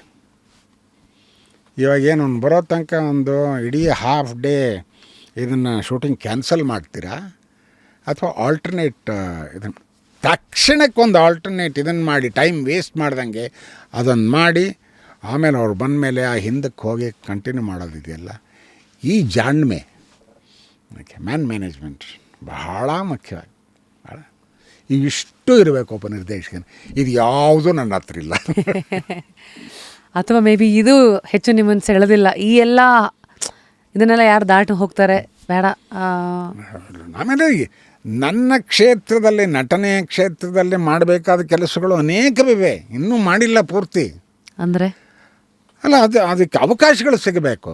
ಆ ಅವಕಾಶಕ್ಕಾಗಿ ನಾನು ಕಾಯ್ದಿದ್ದೀನಿ ಹೊರತು ಓಕೆ ಗೊತ್ತಿಲ್ಲದೆ ಇರೋ ಒಂದು ಕೆಸರಿನಲ್ಲಿ ಕಾಲಿಡೋದಕ್ಕೆ ತಯಾರಿಲ್ಲ.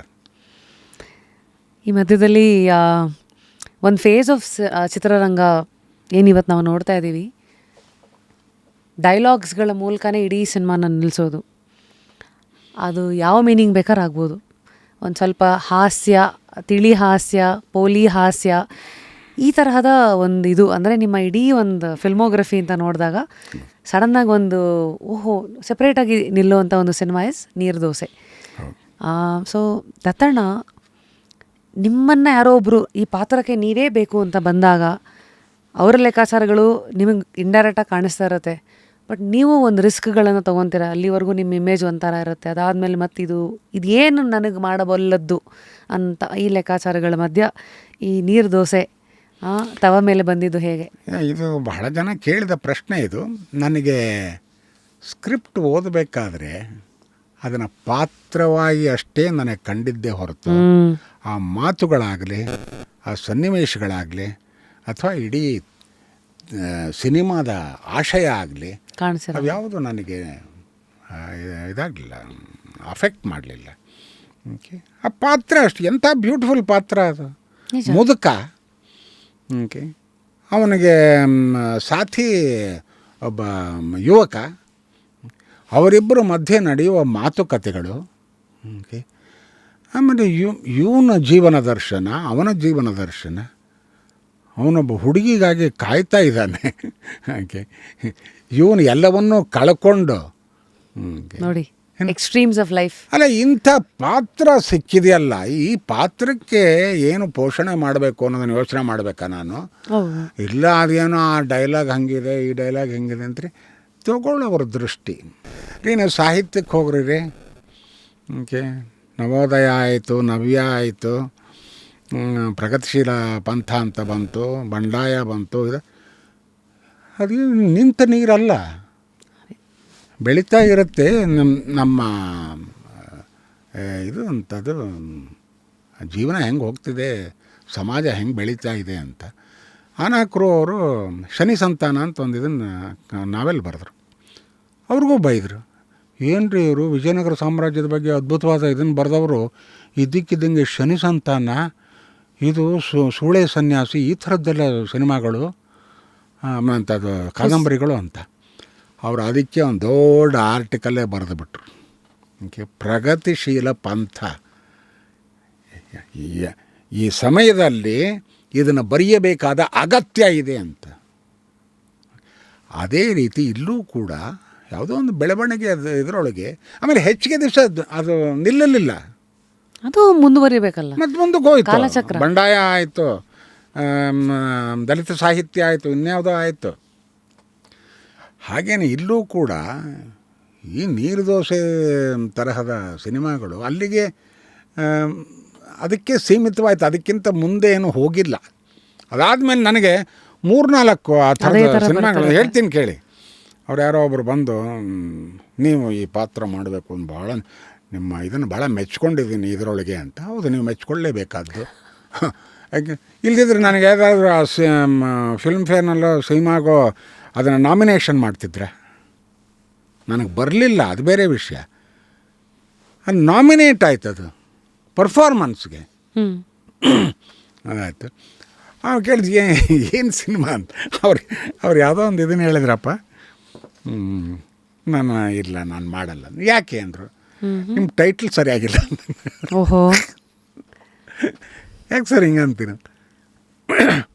ಅದು ಇಲ್ಲ ರೀ, ಅದನ್ನು ನಾನು ಕೇಳಿದರೆ ಗೊತ್ತಾಗೋಗುತ್ತೆ ನಿಮ್ಮ ತಲೆ ಒಳಗೆ ಏನಿದೆ ಅಂತ. ದಯವಿಟ್ಟು ನನ್ನ ದೂರ ಇಡಿ. ಆ ಥರದ್ದೇನೋ ಒಂದು ಮರ್ತೋಗುತ್ತೆ ನನಗೆ ಆ ಟೈಟ್ಲ್ ಏನು ಅಂತ. ಆ ಥರದ ಸಿನಿಮಾಗಳಿಂದ ಕೆಲವು ದೂರ ಇದ್ದೀನಿ ನಾನು. ಯಾಕೆ ಅಶ್ಲೀಲತೆ ಅನ್ನೋದು ಬೇರೆ. ಓಕೆ, ಇವತ್ತಿನ ರೀತಿಯಲ್ಲಿ ಯೋಚನೆ ಮಾಡುವ ಸಂಗತಿಗಳೇನಿವೆ, ಓಕೆ, ಅವು ಬೇರೆ. ಓಕೆ, ಇವಾಗ ನಾನು ಇನ್ನೂ ಹಳೆಯ ಕಾಲದಲ್ಲಿ ಈ ಹಳೆಯ ಟೆಲಿಫೋನ್ ಇಟ್ಕೊಂಡು ಮಾತಾಡ್ತೀನಿ, ಮೊಬೈಲ್ ಇಟ್ಕೊಂಡು ಮಾತಾಡ್ತೀನಿ, ಇದನ್ನು ಅಂಥದ್ದು ಸ್ಮಾರ್ಟ್ಫೋನ್ ಇಟ್ಕೊಂಡು ಮಾತಾಡ್ತೀನಿ. ಈ ರೀತಿ ಬೆಳವಣಿಗೆ ಎಲ್ಲ ಕ್ಷೇತ್ರಗಳಲ್ಲೂ ಆಗ್ತಿದೆ, ಹಾಗೇನೇ ಸಿನಿಮಾದಲ್ಲೂ ಆಗಿದೆ. ಬದಲಾವಣೆ ಪ್ರಗತಿಗೆ ಕಾರಣ ಅಥವಾ ಪ್ರಗತಿಯೇ ಬದಲಾವಣೆಗೂ ಕಾರಣ, ಅದು ಒಂಥರ ನಾಣ್ಯದ ಎರಡು. ಅದು ಅವರವರ ಜೀವನ ದೃಷ್ಟಿಗೆ, ಅವರವರ ಭಾವಕ್ಕೆ ಸಂಬಂಧಪಟ್ಟಿತ್ತು. ನಿಮ್ಮ ಮನಸ್ಸಿನಲ್ಲಿ ನೀವು ಕೆಟ್ಟ ಅಂಶಗಳನ್ನೇ ಯೋಚನೆ ಮಾಡಿಕೊಂಡು ವಿಮರ್ಶೆ ಮಾಡ್ತೀವಿ ಅಂತ ಅಂದರೆ ಅದು ನಿಮಗೆ ಬಿಟ್ಟಿದ್ದು. ನಾನು ಇಡೀ ಇದು ಅನಾಕರು ಬರೆದಿರೋ ಎಲ್ಲ ಇಡೀ ಸಾಹಿತ್ಯವನ್ನು ಓದಿಕೊಂಡ ಮೇಲೂ ಕೂಡ ಅವ್ರ ಬಗ್ಗೆ ಅಪಾರವಾದ ಗೌರವವನ್ನು ಇವತ್ತು ಕೂಡ ಇಟ್ಕೊಂಡಿರೋದು ನಾನು ಜೀವನವನ್ನು ನೋಡೋ ದೃಷ್ಟಿ ಅಷ್ಟೇ, ವ್ಯತ್ಯಾಸ ಅಷ್ಟೇ. ನವರಸಗಳಲ್ಲಿ ಹೇಗೆ ಒಂದು ಎಲ್ಲವೂ ಇಂಪಾರ್ಟೆಂಟು, ಒಂದು ಅಭಿನಯಕ್ಕೆ ಅಂತ ಬಂದಾಗ ನಾವು ಮನುಷ್ಯರಾಗಿ ಎಲ್ಲ ಒಂದು ಗೆಸ್ಟಾಗಿ ಇಲ್ಲಿ ಬರೋರು ಎಲ್ಲ ಲೈಫ್ನ ಆಯಾಮದಲ್ಲೂ ನೋಡ್ತೀವಿ. ಅಂದರೆ ಏನೇನು ನೋಡಿದ್ರು ಅವರು ಎಲ್ಲದ್ರ ಬಗ್ಗೆ ಮಾತಾಡಿದ್ವಿ. ಕೆಲವು ಸತಿ ದುಃಖ, ಡಿಸಪಾಯಿಂಟ್ಮೆಂಟ್ಸ್ಗಳು ಅಂತ.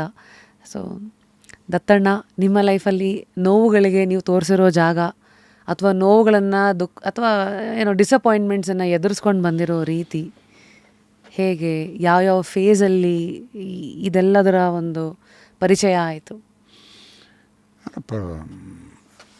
ಥ್ರೂ ಔಟ್ ನನ್ನ ಪ್ರಯಾಣದಲ್ಲಿ ಬೇರೆ ಬೇರೆ ಹಂತದಲ್ಲಿ ನನ್ನ ಯೋಚನಾ ಕ್ರಮಕ್ಕೆ ಸರಿಸಮವಾದ ಯೋಚನಾ ಕ್ರಮಗಳಿದ್ದಂತಹ ಅವಕಾಶಗಳು ನನಗೆ ಬರಲಿಲ್ಲ, ಅಂದರೆ ಬರಬೇಕಾಗಿತ್ತು. ಅಂದರೆ ಇದೆಲ್ಲ ಬರೀ ಸಿನಿಮಾಗೆ ಸಂಬಂಧಪಟ್ಟಿದೆ ಅಥವಾ ವೈಯಕ್ತಿಕ ಜೀವನದ್ದು? ವೈಯಕ್ತಿಕ ಜೀವನಕ್ಕೂ ಸಂಬಂಧಪಟ್ಟಿದ್ದು, ಸಿನಿಮಾಗೂ ಸಂಬಂಧಪಟ್ಟಿದ್ದು.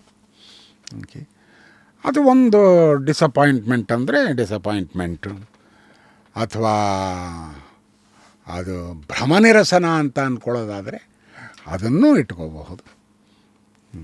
ಬಟ್ ಅದರಿಂದ ವಿಚಲಿತನಾಗಲಿಲ್ಲ ನಾನು. It's part of life. Okay, ಎಲ್ಲರೂ ನನ್ನ ತರಹನೇ ಅನೇಕರು ಇದನ್ನು ಅನುಭವಿಸಿರಬೇಕು. ನಾನೇನು ಒಬ್ಬ ಸ್ಪೆಸಿಮನ್ ಅಲ್ಲ. ಓಕೆ, ಸೊ ಅದನ್ನು ಅನುಭವಿಸ್ಕೊಂಡು ಬಂದಿದ್ದೀನಿ. ಕೆಲವು ನೋವುಗಳು ಇದೆ, ಇವತ್ತೂ ಇದೆ. ಅಂದರೆ ಕೆಲವು ಯಾವ್ದಾರು ನಾವು ಕೇಳಬಹುದಾ, ಹೇಳ್ಕೋಬಹುದಾ? ಅಂದರೆ ಹೇಳಿದ್ರೆ ಎಲ್ಲರಿಗೂ ಇರುವಂತಹ ನೋವುಗಳು ಕೆಲವು ನಮಗೂ ಬಂದಿರುತ್ತೆ. ಅದು ವೈಯಕ್ತಿಕ ಜೀವನದಲ್ಲೂ ಇರ್ಬೋದು, ವೃತ್ತಿಪರ ಜೀವನದಲ್ಲೂ ಇರಬಹುದು. ಓಕೆ, ಆ ನೋವುಗಳನ್ನು ದಾಟ್ಕೊಂಡು ಬಂದಿದ್ದೀನಿ ನಾನು. ಅವು ನನ್ನನ್ನು ವಿಚಲಿತನನ್ನಾಗಿ ಮಾಡಲಿಲ್ಲ. ಈ ಜೀವನದ ಲೆಕ್ಕಾಚಾರದಲ್ಲಿ ಕೆಲವುದನ್ನು ಪಡ್ಕೋತೀವಿ, ಕೆಲವುದನ್ನು ಕಳ್ಕೋತೀವಿ.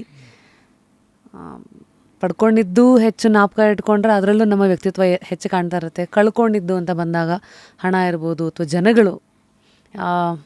ಅಟ್ 82 ದತ್ತಣ್ಣ, ನಿಮ್ಮನ್ನು ಇವತ್ತಷ್ಟೇ ಅಪರ್ಣ ಅವರು ಹೋದಾಗ ನಾಗರಾಜ್ ಸರು ಅವ್ರು ಮಾತಾಡಿದ್ದು ಶೂಟಿಂಗ್ ಇವತ್ತು ಬೆಳಗ್ಗೆ ಅಷ್ಟೇ ಮುಗೀತು. ಹೀಗೆ ಯಾವುದೋ ಒಂದು ಸಾವು ಅಂತ ವಿಚಾರ ಬಂದಾಗ ಅದೆಲ್ಲರೂ ಬೇರೆ ಬೇರೆ ರೀತಿ ಕಾಡ್ತಾ ಇರುತ್ತೆ.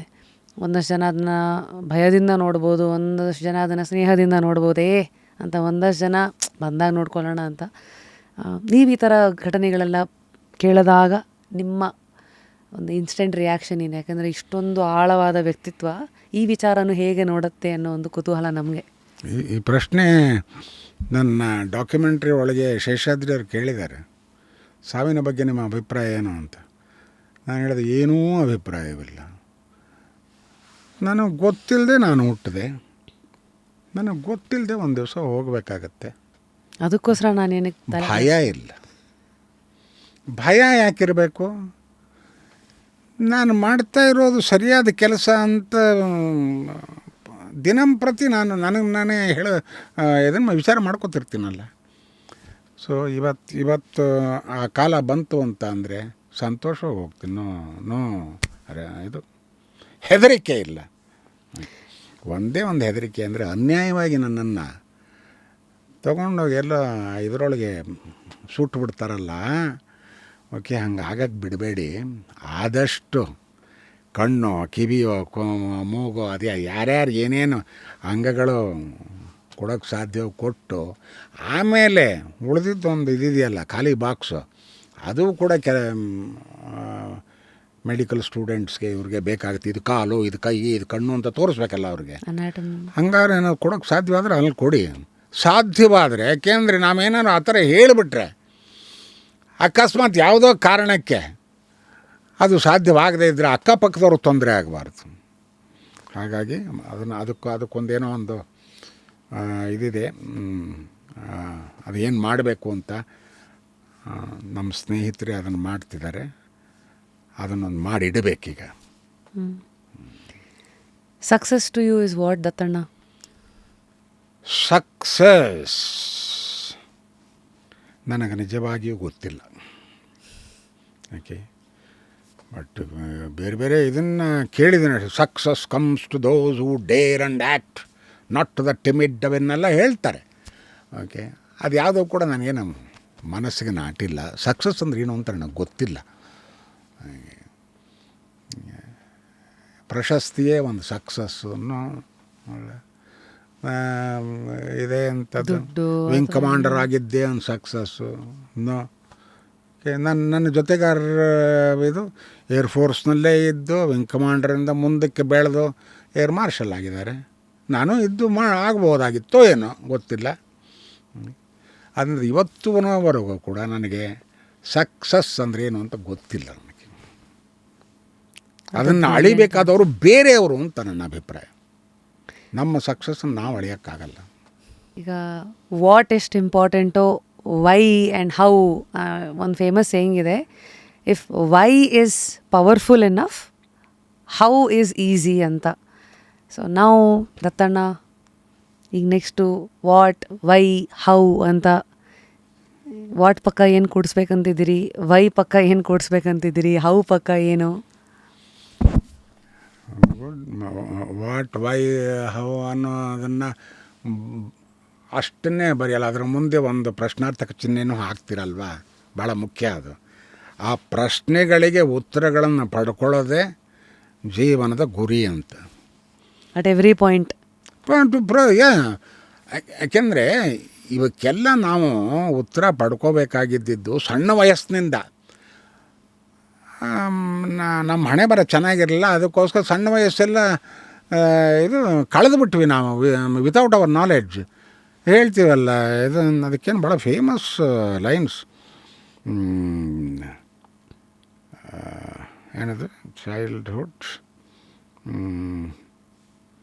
ಅದೇನು ಆ ಚೈಲ್ಡ್ಹುಡ್ನಲ್ಲಿ ನಾವೇನು ಮಾಡ್ತಾಯಿದ್ದೀವಿ ಅನ್ನೋದು ತಿಳ್ಕೊಳ್ಳೋ ಹೊತ್ತಿಗೆ ನಮ್ಮ ಚೈಲ್ಡ್ಹುಡ್ ಮುಗಿದೋಗುತ್ತೆ. ಓಕೆ, 16 ವರ್ಷ ಮುಗಿದೋಗುತ್ತೆ. Looking back at this stage, first 16 years ಏನು ಮಾಡಿದೆ ನಾನು ಅಂತ, ಏನೂ ಮಾಡಲಿಲ್ಲ. ಓಕೆ, ಸೊ ಬಾಲ್ಯಾವಸ್ಥೆ ಅನ್ನೋದು ಕಳೆದು ಹೋಯಿತು, ನಮಗೆ ಗೊತ್ತಿಲ್ಲದೆ. ತಾರುಣ್ಯ ಬಂತು. Okay, manhood, manhood a struggle ಅಂತ. ಹಾಗೆ ಚೈಲ್ಡ್ಹುಡ್ ಅದಕ್ಕೇನೋ ಇದು ಅದು ನನ್ನ ಬಾಯಿಗೆ ಬರ್ತಿಲ್ಲ ಅದು. Childhood is something, manhood a struggle. Okay, ಆವಾಗ ಅಲ್ಲೇನು ಮಾಡ್ತೀವಿ, ಅದು ರಿಯಲೈಸ್ ಆದ ತಕ್ಷಣ, ಅಯ್ಯೋ ಹೌದಪ್ಪ 16 ವರ್ಷ ಕಳೆದುಬಿಟ್ಟಿದ್ದೀನಿ, ಇನ್ನು ಮುಂದಾದರೂ ನಾನು ಭಾಳ ಸರಿಯಾಗಿ ಕಾಲ ಹರಣ ಮಾಡಬಾರ್ದು, ಕಾಲವನ್ನು ಉಪಯೋಗಿಸ್ಕೋಬೇಕು ಅಂತಂದು ಎಲ್ಲ ಮಾಡಿಬಿಡ್ತೀನಿ, ಇದನ್ನು ಮಾಡ್ತೀನಿ ಅಂತ ಒಳ್ಳೆ ಇದು ಉದ್ದೇಶದಿಂದ ಶುರು ಮಾಡ್ತೀಯ. ಆದರೆ ಜೀವನ ಇರೋದು ಹೇಗಿದೆ ಅಂತ ಅಂದರೆ ಮ್ಯಾನ್ಹುಡ್ ಎ ಸ್ಟ್ರಗಲ್. ಅದರೊಳಗೆ ಹೇಳೋದು ಮ್ಯಾನ್ಹುಡ್ ಎ ಸ್ಟ್ರಗಲ್ ಅಂತ. ನಾನು ಅದಕ್ಕೆ ಹೇಳೋದು manhood A series of struggles ಅಂತ. Everything is A struggle. Okay, ಪರೀಕ್ಷೆ ಆಯಿತು, ಪಾಸ್ ಆದೆ, ಒಂದು ಇದನ್ನಂಥದ್ದು ಸರಿಯಾದ ಕೆಲಸ ಹುಡುಕ್ಕೋಬೇಕು, ಸರಿಯಾದ ಕೆಲಸ ಆಯಿತು, ಸರಿಯಾದ ಹೆಂಡ್ತಿನ ಹುಡುಕ್ಕೋಬೇಕು, ಸರಿಯಾದ ಹೆಂಡ್ತಿನ ಹುಡುಕೊಂಡೆ ಸರಿಯಾದ ಮನೆ ಕಟ್ಟಬೇಕು. ಈ ಥರ you get involve with all those routine activities. Okay, so manhood also ಅಂದರೆ ಇನ್ನೊಂದು 20, 30, 40 ವರ್ಷ ಅದು ಕಳೆದೋಗುತ್ತೆ. ಆವಾಗ ಏನು ಮಾಡ್ತೀರಿ, ಎಲ್ಲವನ್ನು ಪೋಸ್ಟ್ಪೋನ್ ಮಾಡ್ತೀರಿ. ನಾಳೆ ರಿಟೈರ್ ಆಗ್ತೀನಲ್ಲಪ್ಪ, ಅವಾಗೇನು ಕೆಲಸ ಇರಲ್ವಾ, okay I will do all this. ಯಾರೋ ಒಬ್ಬರು ಹೇಳಿದ್ರು ನನಗೆ. ಓಕೆ, ಏನು ರೀ ಈ ಥರ ಇದೆ ನೋಡಿ, ಲೈಫ್ನಲ್ಲಿ ನೀವು ಮಾಡಬೇಕಾದ 4 ಭಾಳ important, you must read these books I say, otherwise your life is not complete. ಏನು ಸರ್ ಅದು, ಏನು ಪುಸ್ತಕ ಹೇಳಿ ಸರ್ ಅಂದರೆ, ನಾಳೆ ಇದು ಪ್ಲೇಟೋಸ್ ರಿಪಬ್ಲಿಕ್, ಇಷ್ಟೇ ಪುಸ್ತಕ, ಬಟ್ ಇವನು ಓದಲೇಬೇಕು. ಮ್ಯಾಕಿಯವೆಲಿಯನ್ಸ್ ಪ್ರಿನ್ಸ್ ಓದಲೇಬೇಕು, ಇಲ್ಲದ್ರೆ ನಿಮ್ಮ ಜೀವನ ಸಾರ್ಥಕ ಆಗಿಲ್ಲ ಅಂತ. Story of civilization, Will Durant. Okay, ಅದಾದಮೇಲೆ any one of the tragedies of Shakespeare. ಈ 4 ಓದದೇ ಹೋದರೆ ನಿಮ್ಮ ಜೀವನ ಕಂಪ್ಲೀಟ್ ಆಗಲ್ಲ. ಸೊ ಇದು ಅವತ್ತೇ ಗೊತ್ತಾಯಿತು, ಬಟ್ ಟೈಮ್ ಇಲ್ಲ. ನಾಳೆ ಬೋರ್ಡ್ ಮೀಟಿಂಗು, ನಾಡದ್ದು ವೆಲ್ಫೇರ್ ಮೀಟಿಂಗು, ಇನ್ಯಾವುದೋ ಇದು ಯೂನಿಯನ್ ಪ್ರಾಬ್ಲಮ್ಮು, ಬಟ್ ಇದರೊಳಗೆ ಆಗೋಯಿತು ಆ ಮ್ಯಾನ್ಹುಡ್ ಎ ಸ್ಟ್ರಗಲ್ನಲ್ಲಿ. ಓಕೆ, ಆಯಿತು, ಒಂದು ದಿವಸ ಇದಾಯಿತು, ರಿಟೈರ್ಮೆಂಟು ಆಯಿತು.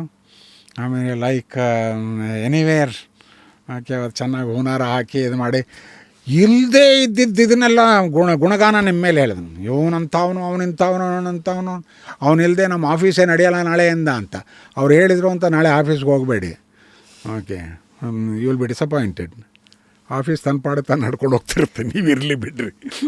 ಓಕೆ, ಆ ಟೈಮ್ನಲ್ಲಿ ಹೌದಲ್ಲ ನಾನು ಅಂದ್ಕೊಂಡಿದ್ನಲ್ಲ, ಲೆಟ್ ಮೀ ಸ್ಟಾರ್ಟ್ ರೀಡಿಂಗ್ ಅಂತ ಹಿಂಗೆ ಹಿಡ್ಕೊಳ್ತೀರಿ, ಏನು ಪ್ರಯೋಜನ?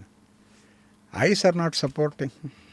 ಟೈಮಿಂಗ್ ಅಲ್ಲ, ಏನು ಬೂತ್ ಕನ್ನಡಿ ಇಟ್ಕೊಂಡು ಓದಬೇಕು. ಆಯಿತು, ಅವಾಗ ನೋಡು 100 ಮೀಟರ್ಸ್ ರನ್ನಿಂಗ್ ಮಾಡಿ ಗೆಲ್ಲೋ ಇದರೊಳಗಿದ್ದೆ ನಾನು ಅಂತ. ಇವಾಗ ಮಾಡಬೇಡಣ, ಮೊಣಕಾಲು ಗಿವಿಂಗ್ ವೇ. ಏನಪ್ಪ, what you can do, repent at leisure. ಸುಮ್ಮನೆ ಬರೀ ರಿಪೆಂಟೆನ್ಸ್ ಅಲ್ಲ, ರಿಪೆಂಟ್ ಅಟ್ ಲೆಜರ್. ಚೆನ್ನಾಗಿ ಆ ತೂಗು ಕುರ್ಚಿಯ ಮೇಲೆ ಕೂತ್ಕೊಂಡು ಇದನ್ನು ಮಾಡಿ, ಬೇರೆ ಏನೂ ಕೆಲಸ ಇಲ್ಲ, ಅಷ್ಟೇ. ರಿಪೆಂಟ್ ಅಂತ ಮಾತಾಡಿದ್ರಲ್ಲ, ನಿಮ್ಮ ಜೀವನದಲ್ಲಿ ಲೈಕ್ ದ ಫೇಮಸ್ ಸೆನೆಕಾ ಅಂತ ಒಬ್ಬರು ಫಿಲಾಸಫರ್ದು ಕೋಟ್ ಇದೆ sir, life is long enough if you know how to use it ಅಂತ. Life is long enough if you know how to use it ಅಂತ. ಐ ಆಮ್ ಶೋರ್ ಇಲ್ಲಿವರೆಗೂ ಹೇಗೆ ಲೈಫನ್ನು use ಮಾಡ್ಕೊಂಡು ಬಂದಿದ್ದೀರಾ, ಇದ್ರ ಬಗ್ಗೆ ತೃಪ್ತಿ ಅಂತೂ ಇರುತ್ತೆ. ಎನಿ ರಿಗ್ರೆಟ್ಸ್, ಎರಡಕ್ಕೂ ಉತ್ತರ ನಿಮ್ಮ ಕಡೆಯಿಂದ.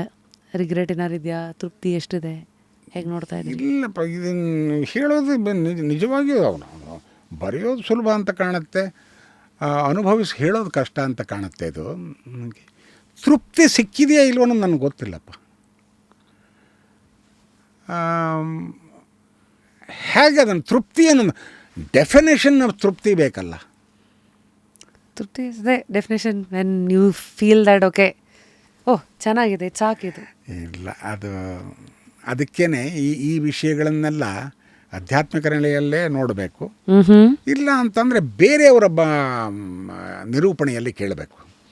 ಓಕೆ, ಅವ್ರು ಯಾರೋ ಜೀವನಕ್ಕೆ ಸಂಬಂಧಪಟ್ಟವ್ರದ್ದು ದೊಡ್ಡ ಮನುಷ್ಯರೋ, ಇಲ್ಲ ಇದು ಸಾರ್ಥಕ ಜೀವನ ಇವಂದು ಅಂತ ಹೇಳಿದರೆ, ಯಾತಕ್ಕೆ ಸಾರ್ಥಕ ಜೀವನ ಅಂತ ಬೇಕಾದ್ರೆ ಅವ್ರನ್ನ ಕೇಳ್ಬೋದು ನಾನು.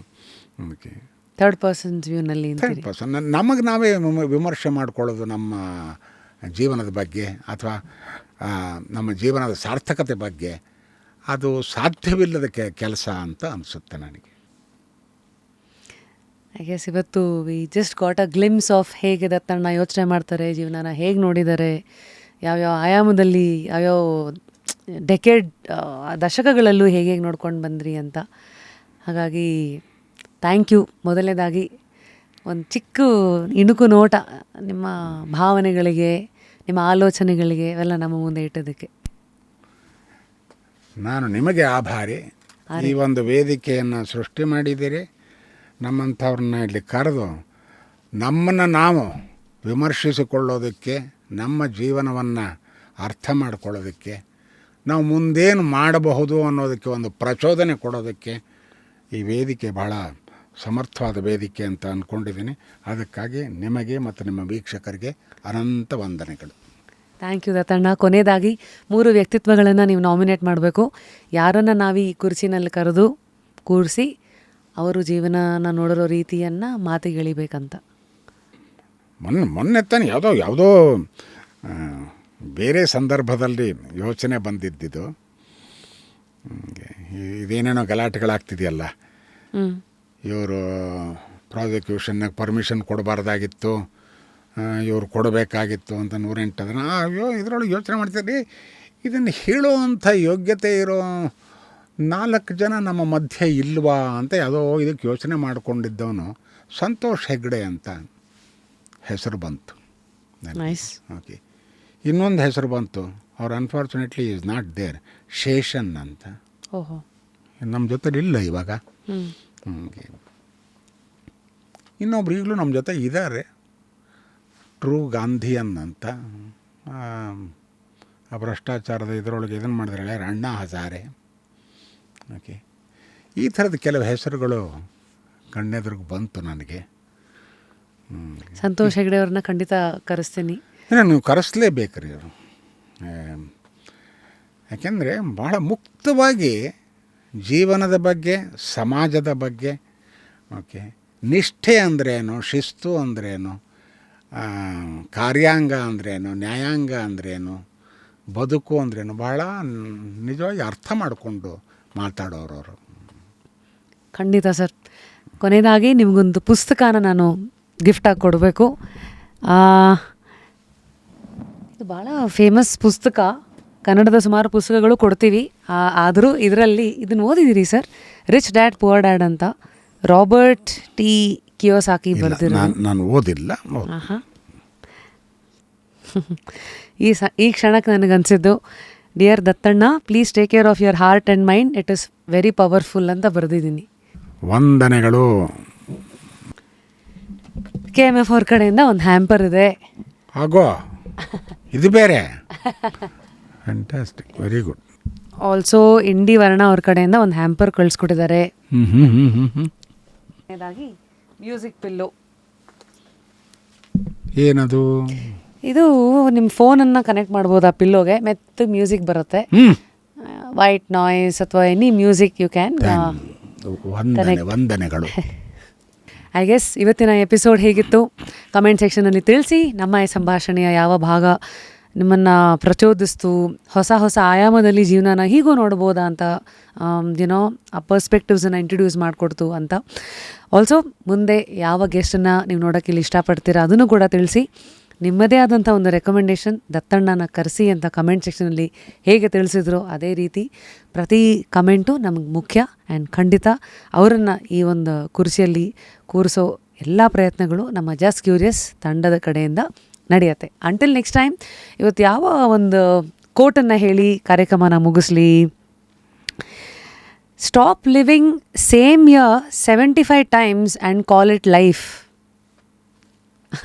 ರಾಬಿನ್ ಶರ್ಮಾ ಅವ್ರದ್ದು ಒಂದು ಫೇಮಸ್ ಕೋಟ್ ಇದು. ಅಂದರೆ ಒಂದು 75 ಸತಿ ಒಂದು ವರ್ಷನ ಅದೇ ಥರ ಬಾಳಿ ಬದುಕಿ ಅದನ್ನು ಜೀವನ ಅಂತ ಹೆಂಗೆ ಕರಿತೀರಾ, ಕರೆಯೋದನ್ನು ಮೊದಲು ನಿಲ್ಲಿಸಿ ಅಂತ. ಅಂದರೆ ಪ್ರತಿ ವರ್ಷವೂ what new elements are you bringing in your life. ನನ್ನದೇ ಉದಾಹರಣೆ ತೊಗೊಂಡ್ರೆ, ಹೋದ ವರ್ಷ ಜಸ್ಟ್ ಕ್ಯೂರಿಯಸ್ ಇರಲಿಲ್ಲ, ಈ ವರ್ಷ ಜಸ್ಟ್ ಕ್ಯೂರಿಯಸ್ ಬಂತು. 2025 ಏನು ಬರುತ್ತೋ ಗೊತ್ತಿಲ್ಲ, ಆದರೆ ಒಂದು ಆಸೆ ಎಲ್ಲಿವರೆಗೂ ನಮ್ಮ ಜೊತೆಗಿರುತ್ತೋ, ಹಳೆ ವರ್ಷ ಇದ್ದಂಗೆ ಈ ವರ್ಷ ಮತ್ತೆ ಜೆರಾಕ್ಸ್ ಮಾಡಿ ಅದನ್ನೇ ನಾನು ಮುಂದುವರಿಸಬಾರ್ದು ಅನ್ನೋ ಆಶಯ ಎಲ್ಲಿವರೆಗೂ ನಮ್ಮಲ್ಲಿರುತ್ತೋ, ಐ ಥಿಂಕ್ ಅದಕ್ಕೆ ಹಾರ್ಡ್ ವರ್ಕು, ಅದಕ್ಕೇನೋ ಒಂದು ನಮ್ಮ ಕಡೆಯಿಂದಲೂ ಪ್ರಯತ್ನಗಳು ನಡೀತಾ ಇರುತ್ತೆ ಅಂತ. ಸೊ ಈ ಮಾತು ಸದಾ ನಿಮ್ಮನ್ನು ಕಾಡ್ತಾ ಇರಲಿ.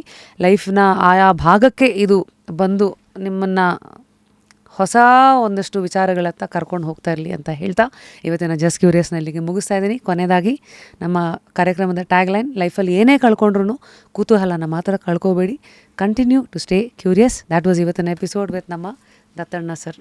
Thank you Dattanna. ನಮಸ್ತೆ.